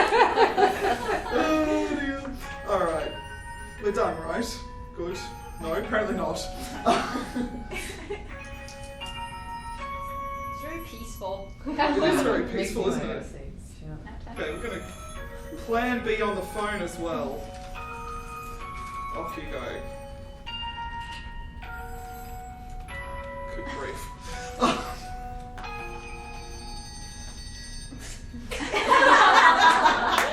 Right.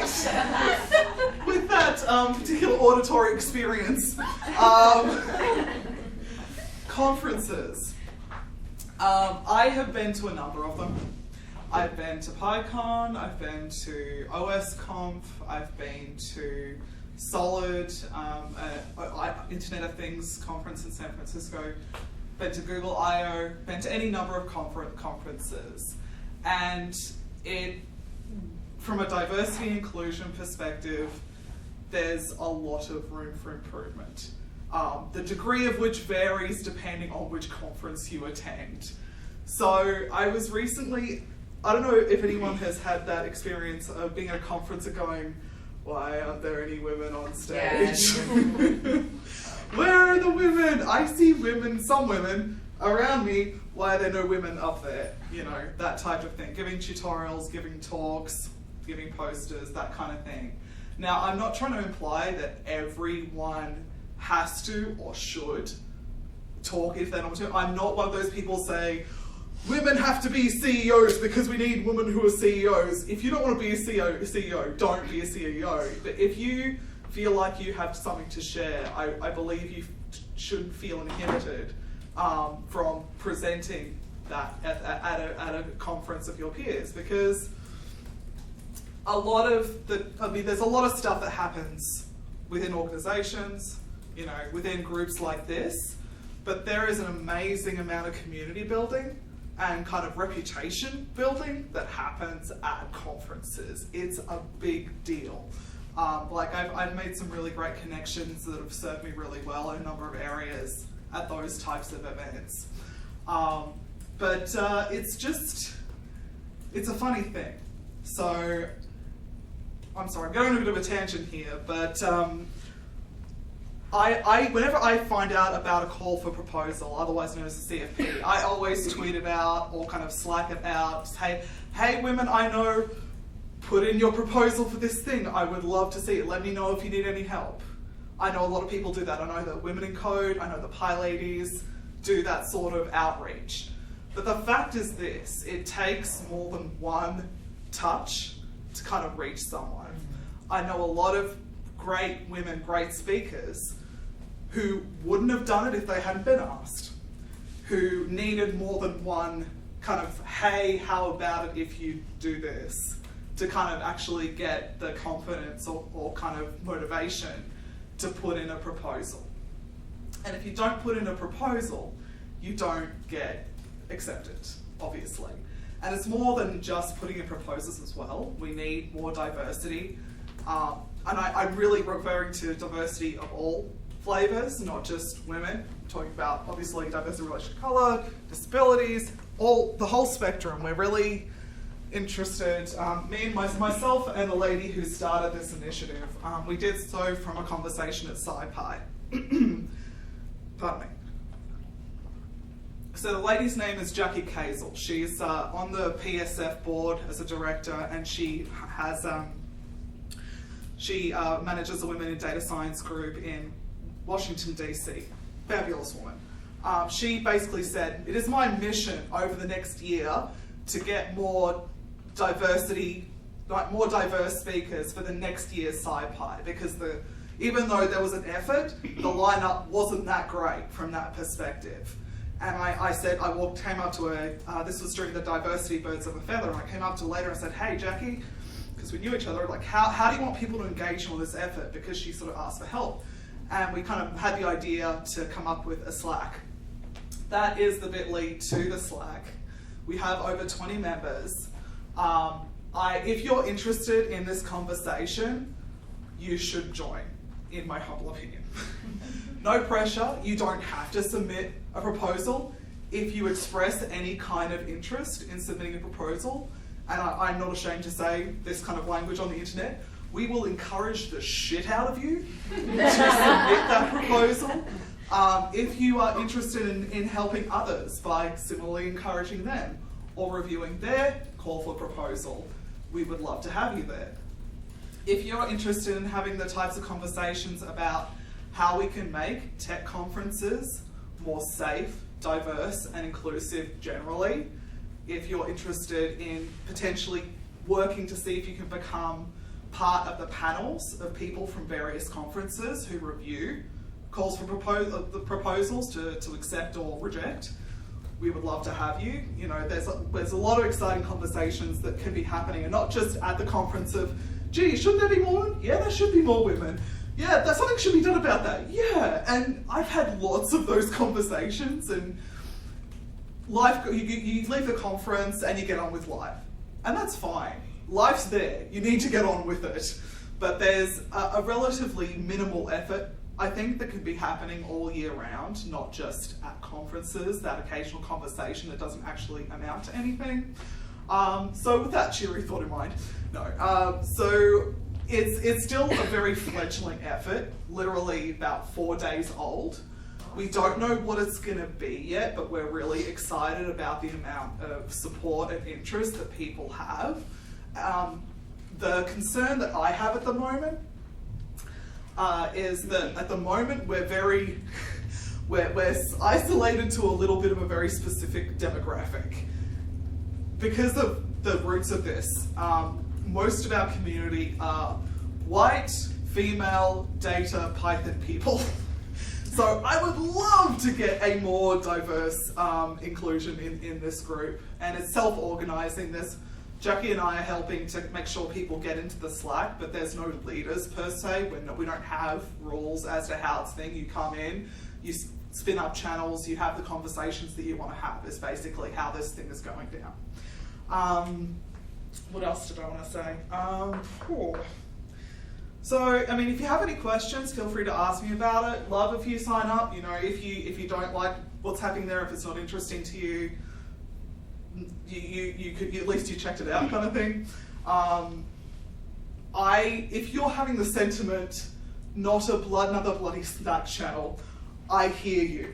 I really do. I am on far too many Slack channels. When we were talking about, okay, how are we going to do this? And I'm just like, not a Slack channel, please, not a Slack channel. But all roads lead to Slack. You know, it was the best tool for what we wanted to be able to do. So yeah, please forgive us the fact of another Slack, but hopefully you'll be able to make it work within your existing Slack ecosystem if you decide to join us. Also, if you're not interested in joining, or if you just happen to know people who you think, hey, that person would be great, knows lots of great things, and would be great to speak at a conference, let them know what we're doing.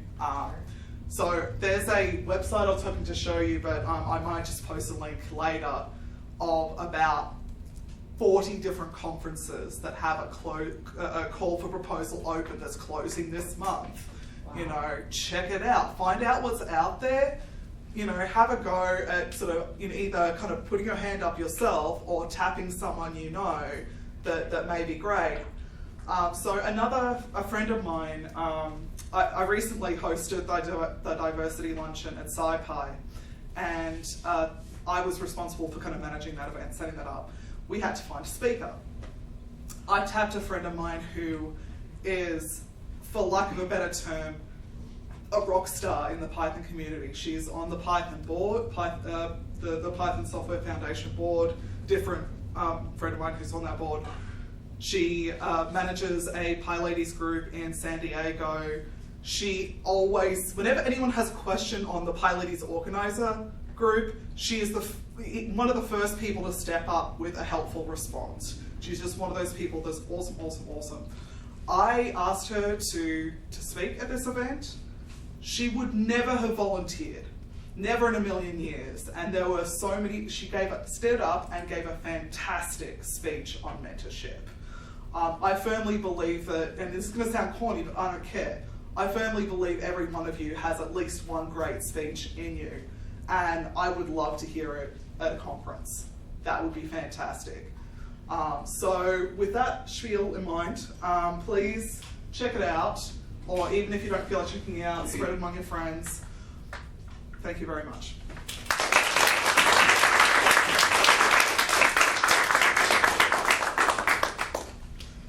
Cool. So I guess we can start introducing ourselves. Also, if you want to take home some snacks or some wine, feel free to do that. Otherwise, it's not going to be eaten by anyone. So, do y'all want to start over there in the front? Sure. My name's Addie Sonder, and this is actually my first time to one of these meetups. Yay!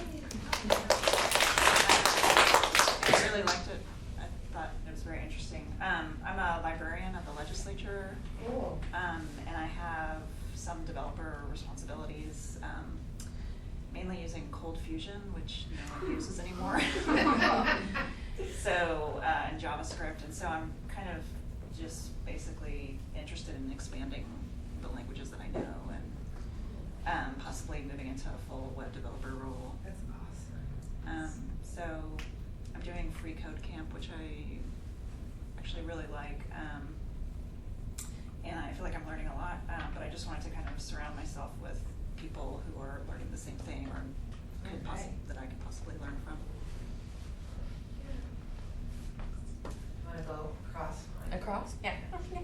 I'm Melissa Eden. I am actually on the flip side of the coin. I'm a tester. So I love developers. That's why I'm here. I also love learning about code. So I don't necessarily want to write it all the time, but I like learning about it. And I like just knowing more about how new things coming out, what's happening, and learning. So that's why I'm here. So I hang out with you guys, and hopefully we can exchange information. So.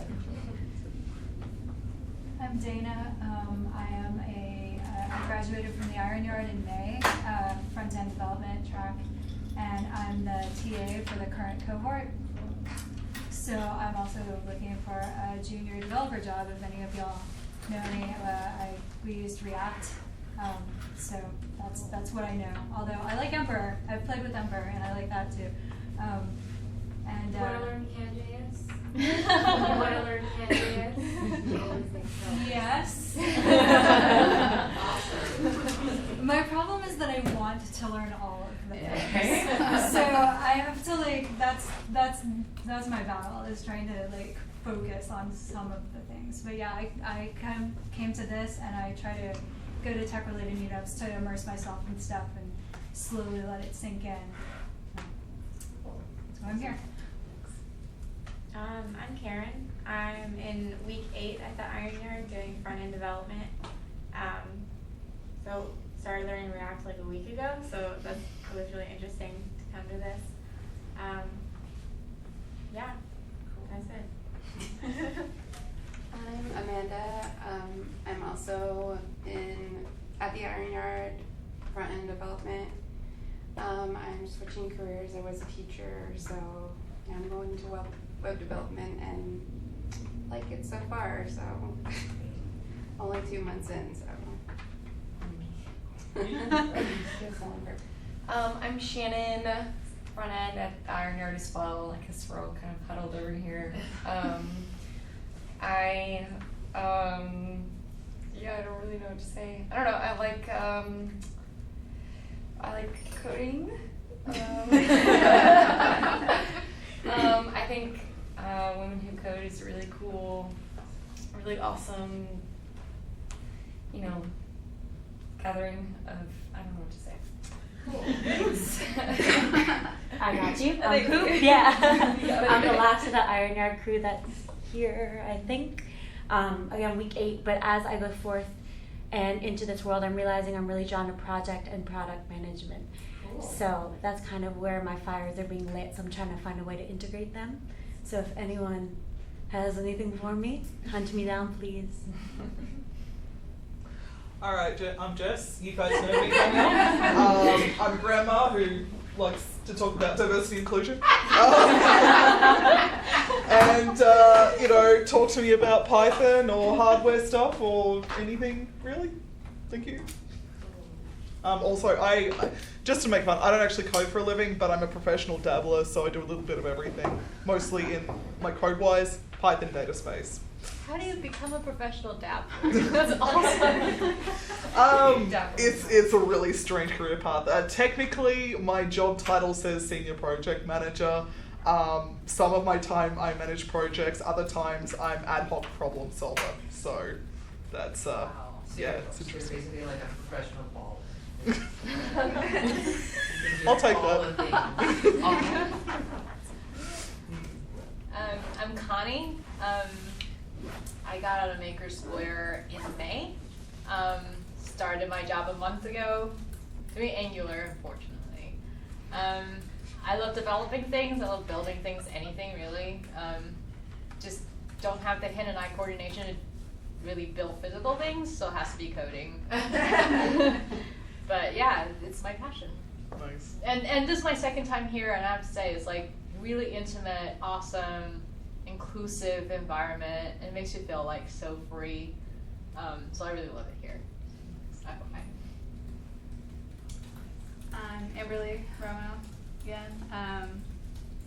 I was like a professional generalist. I started my career in like communication and marketing and branding and print design and web design, and transitioned. I had been dabbling in code and static sites and all of that for a long time, and transitioned into being a technical project manager. And so I decided at the end of last year, to just like make a hard pivot. I did Maker Square, and I also did like a TA-ship fellowship that just wrapped up a couple weeks ago. So I am also currently job searching for front-end opportunities primarily. But yeah, and I also love this community. I finally have time to do things and have a life outside of boot camp. So I've gone to Women Who Code stuff a lot, particularly in the last month, couple weeks, and it's so awesome to see like familiar faces and burritos and all these different events. Everybody participating, so I love this community. Hi, I'm Shelly. I am in healthcare, and I don't want to do it anymore. One night I was bored, and I started playing on Code Academy, and all of a sudden it was like 4 a.m. And I really like solving problems. So my husband, who is a developer, a Java developer, he was like, well, here's free Code Camp, here's Udemy, go. And so right now I'm going through some front-end web development stuff. I don't know that that's necessarily what I want to do, but I'm just kind of exploring right now. Cool. I'm Adrian. I already gave my intro. We know all about you. I guess I should have thought about this. Where's the last place you went? Yeah. When you traveled? I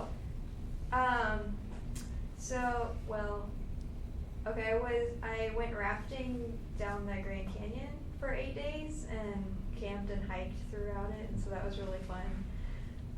That was in May, and then in February, Cisco sent me to a conference in Berlin, and so after that conference, I took 2 weeks off and I went to Dresden, Prague, and Budapest. Oh, nice. That was just like this year. Cool.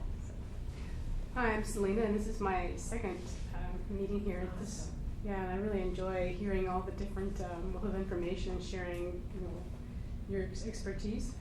I was formerly a technical global project manager at Nike, so it was a different environment as a consultant contractor. And then I, last year and earlier this year, completed the MuleSoft development camp. So it's a different type of API, working with integration platforms. So right now, I'm in the job market, but I'm not sure. I'd like to do something that's combining project management, I guess, and working as product development, and I'm still trying to figure out what type of language I'd like to learn next. So that's why I'm here, is to kind of get a better idea of what is some of Exactly, we talked so it's a great forum. Hi, my name's Lorena, and I go by Lori. I have a background in marketing and video production. I already got my bachelor's degree. Also, this is my first time here. I have a bachelor's from UT in film, and I kind of I'm thinking about going into a boot camp soon. So, still looking at my options, and I want to do front end development and like interactive design. So, kind of bring in some of the video and like SEO and yeah. My name is Maria, and I went to bootcamp back in Barcelona, that's where I'm from, and then I found a job here in Austin as a junior developer for a small company that's called Amaze Labs and Drupal shop. So I mainly do Drupal, but from time to time I get out that world and try to learn other things. So I'm Sada, co-director of Women Who Code. First of all, I want to say everyone, thank you so much for coming. You guys are awesome. Secondly, all the first timers, thanks for coming. I hope we continue to see you. Long story short, I used to be a journalist, and then I kept getting laid off. And so I decided I needed a more valuable skill.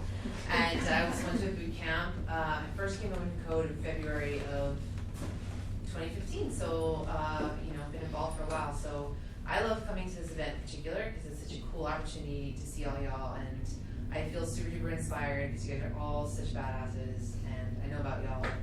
Especially when you're the only woman on your team, you're just like, oh my god, there's like bad bitches out there. So thank you all so much for coming and for just being badass. So, oh, also, I'm sorry, baby. We have a jobs channel on our Slack. So if you're not already on our Slack, there's a jobs channel. Also, I know a lady who's looking for React developers, and don't forget to talk to Ariana on your way out because they're looking for junior devs too. Okay. Sorry, Okay. My name is Taylor. This is my first time here. I work as a full stack developer at Reduct. We are an oil and gas marketplace, and they are hiring. I'm very new there, but they're hiring project managers and also full stack developers. And I don't have very much experience, and I got hired, so. Doing well at your boot camp. Have a chance. Awesome. Thanks for coming.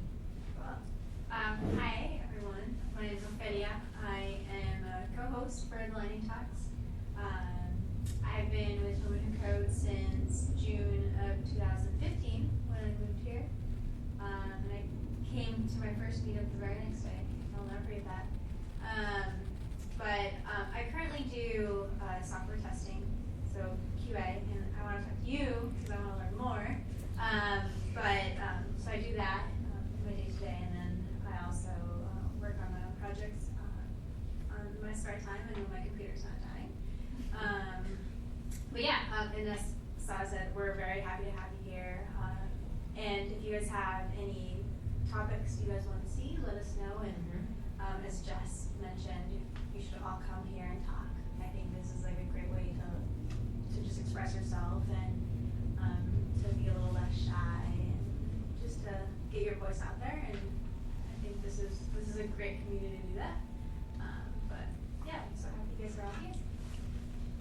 I'm Sam. I'm a mechanical engineer turned MBA, and I worked in aerospace and then did project management, and then I quit my job to become a mommy. And I have an 18-month-old son who's really cute and sweet. And I've been coming to meetups to stop from getting brain dead, because it's tough just talking baby talk all day. And two, I work on projects on the side. I'm a self-taught Ruby developer, and I'm trying to dabble in Ember and Surrenderitas, and it is a steep learning curve, but it's fun.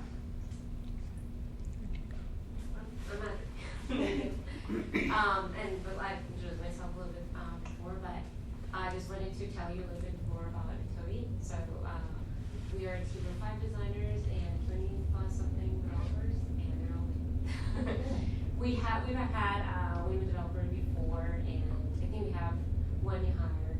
And from time to time, they come and then they go, but I'm sure, and there's another women designer. So I feel like but it's pretty tough for like girls that join. But on the plus side, we are remote, and so we can work from home, which is really great. I've been with them 2 years. Usually about a year in the job, I'm like looking for another job, and it's been 2 years and I love it. So definitely check us out. We're always hiring developers, and feel free to post any links to the job channel. oh, cool, yeah, definitely. We're also looking for designer developers, which is also pretty hard to hire. Usually designers are very specialized in development or front-end developers who have design background. So definitely that's another area if you guys are kind of like looking for careers. That's definitely one that can have a lot of future. And yeah, we'd love to connect.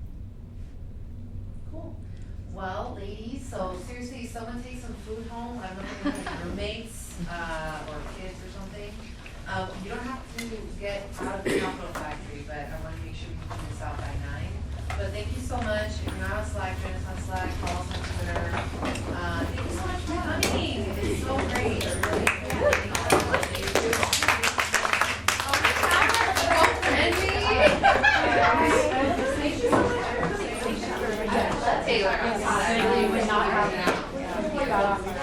Thank you for bringing that up. I'm glad you guys came. We're not to do that forever. I don't know. Hey, good job. Sorry, I didn't see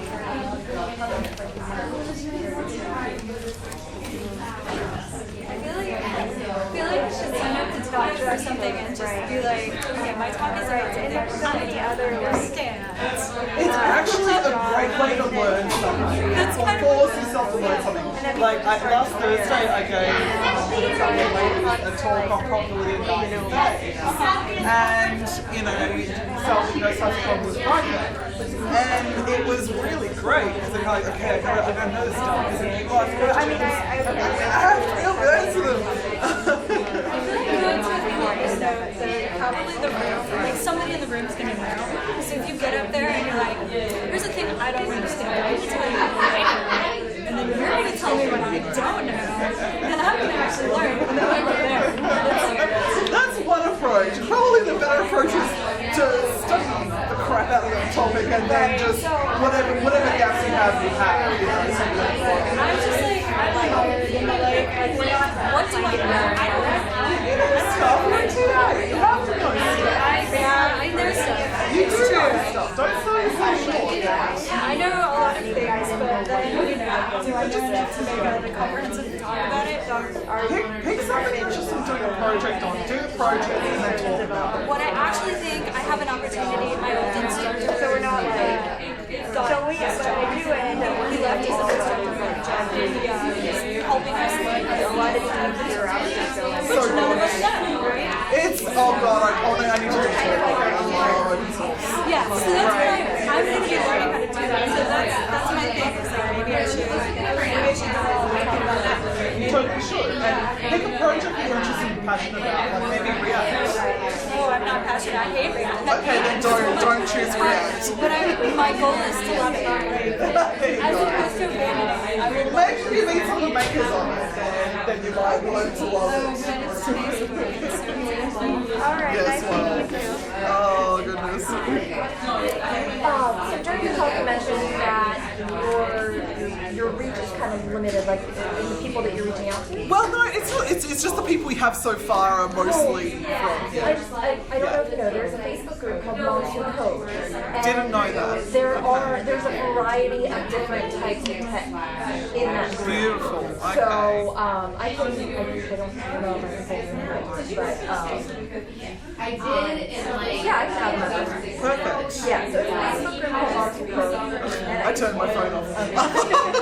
But if let me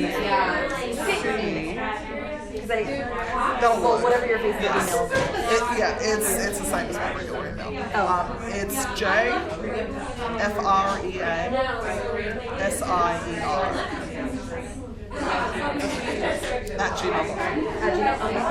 So yeah, I thought about that and I was like, there's a pretty diverse group of women in that. That's awesome. Thank you for that. Because I'm like, yeah, I it's hard, but I mean, I don't really need a whole lot of technical. Almost all of the self-taught tech stuff is all geared towards front end. And I actually worked through Learn Python the hard way, and I really liked it. And I started learning JavaScript. And I get mad at it because Python makes so much more sense. I love Python. I love it so much. I work in C with the hardware stuff, and I was trying to get myself over the JavaScript. I know little bits of JavaScript, but I haven't really done anything meaningful with it. I wanted to ask you, are there any Python resources that you would recommend? Because I worked through that book and I was like, I don't know what I would do. So, I haven't, in full disclosure, I haven't done Learn Python the hard way, but I've heard lots of people rave about it. Yeah. You finished it, right?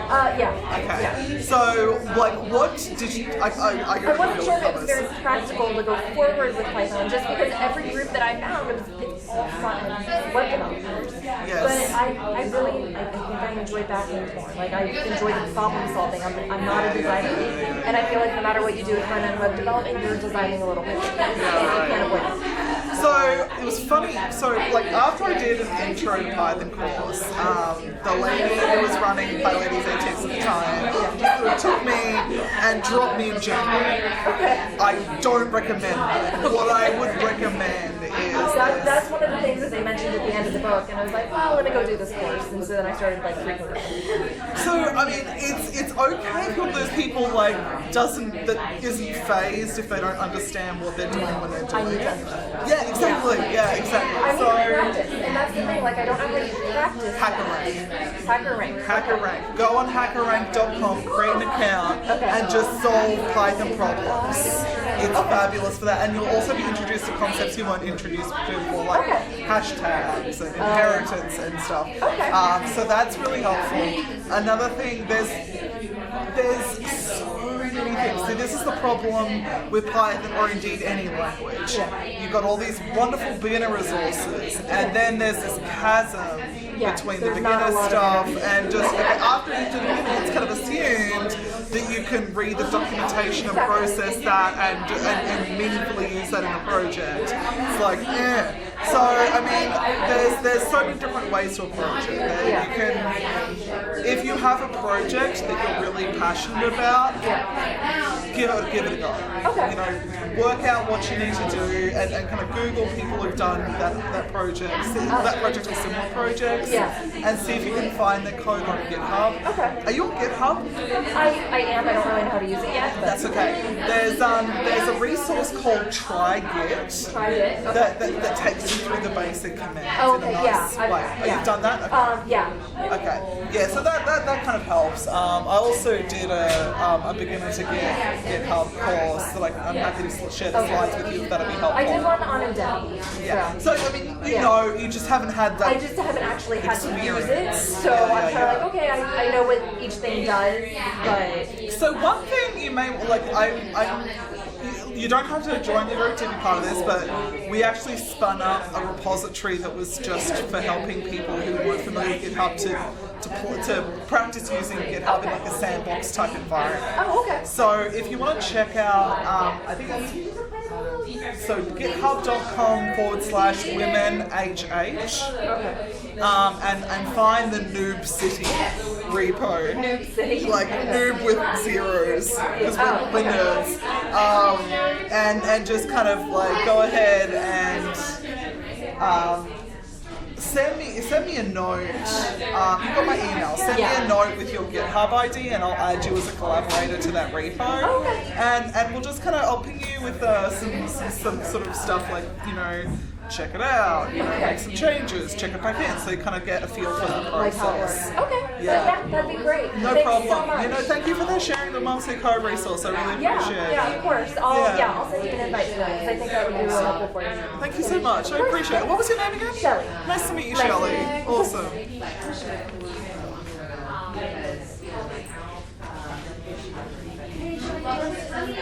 Thanks so much. Thanks, guys. Appreciate it. Really enjoyed getting to know you a little bit. This was great. It's really interesting. Cool. Well, there's so many things that you out of it. Well, it's another and just, and then that guy, it's going to be to a story, whatever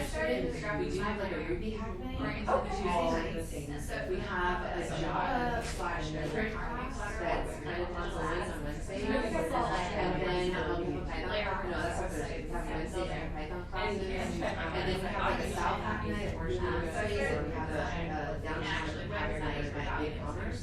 So I'm just saying like. Yeah, there's a lot, that's a lot of research. Yeah, so if you wanna like learn Python or if you wanna learn Java or Ruby, you know, just pick one, whatever you decide, so. Okay, thanks so much. Yeah,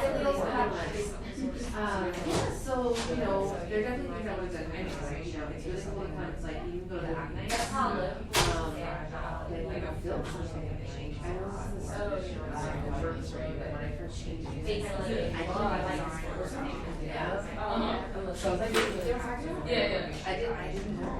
Yeah, I got it. I could like, Really just like, and do this learn how to be staff, and you're building a whole thing. And I just freaked out, and I was like, if I could build an app, I didn't know, and then of course, 2 months later, I'm like, wow, you know, if I'd known, you know, but how do you figure that stuff out? So you know, It's open source too. Whatever, I'm available. Any questions on Slack?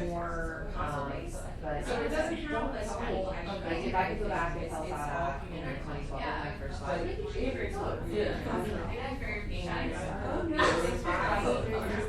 So maybe startup, maybe like You know, something that's. Yeah. Still, like, I can buy water at home.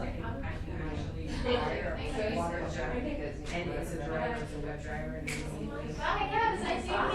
nice meeting you. Great talk. Okay. Yeah, for sure. I know. Sorry. You know, Hey, nice to meet you. Disability Oh, yes, I'm gonna ask you a question. Yeah, this is very exciting. I know, right? Cool. Well, it's nice to meet you. Yeah. Reach out to the I side. can totally like to know my friend, and I told you we went to the Like senior level designer. So she's been looking like for. at a network She's been engaged event. for. Yeah, I really want like doing some more QA stuff. I like her. Does anyone have any information? Please let me know. I'm sorry. Did you go to Slack chat? No, it was I should have. I did like it's like one of the to do things where it's like this is what should get top of my list. As soon as you were like, I need to talk to you, I was like, why did I No. Yeah, so you message me. Yeah. We'll start to talk about it, and I'll write a list of bookmarks and web pages and need to get all that stuff. I have like Absolutely. yeah, a whole blog talks about testing movies because I'm kind of like a movie nut, so I get in there and I'm like, oh hey, like Star Trek, and like my next one should be like Star Trek and functionality. So it's gonna be like, Like if you want to hey, this is an hour, how 5 minutes, or 2 designers, hours, this is how you should be. you know, and it's a variety of topics. This is what I had one last year. problem solvers and we kind of just like doing some workshops. Have quite right, You know, but and so.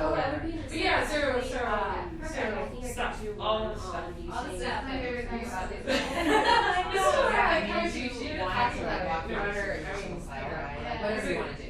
I feel like a lot of Can I send you an email? testing side, developers are much better at networking. I think there's. It's nice to meet you. Testing Sure. are 10 times better at networking than the testers, of course. What's a pretty bad retention? You know, years. That's my explain probably that, you know, Pretty. haven't really like thought about that. Yeah, I'm so glad to meet you. I'm Claire. And the Brits are over there like. I'm not even kidding. It's crazy. Like testing. They find out. It was like a magical day. You know what? If you want, I can take it as my administrative test. That would be awesome. I can And it's a whole text it to group. you. Just yourself. All this. Or I can do different testing. All of Yes. most of like Europe and Asia.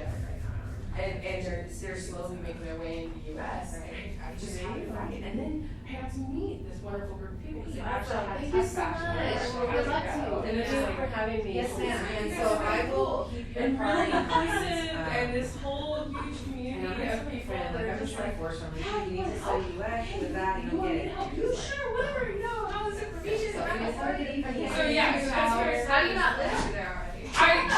Trust me, I am very much in I don't know. Does anyone want to take any veggies or any deli, any bread?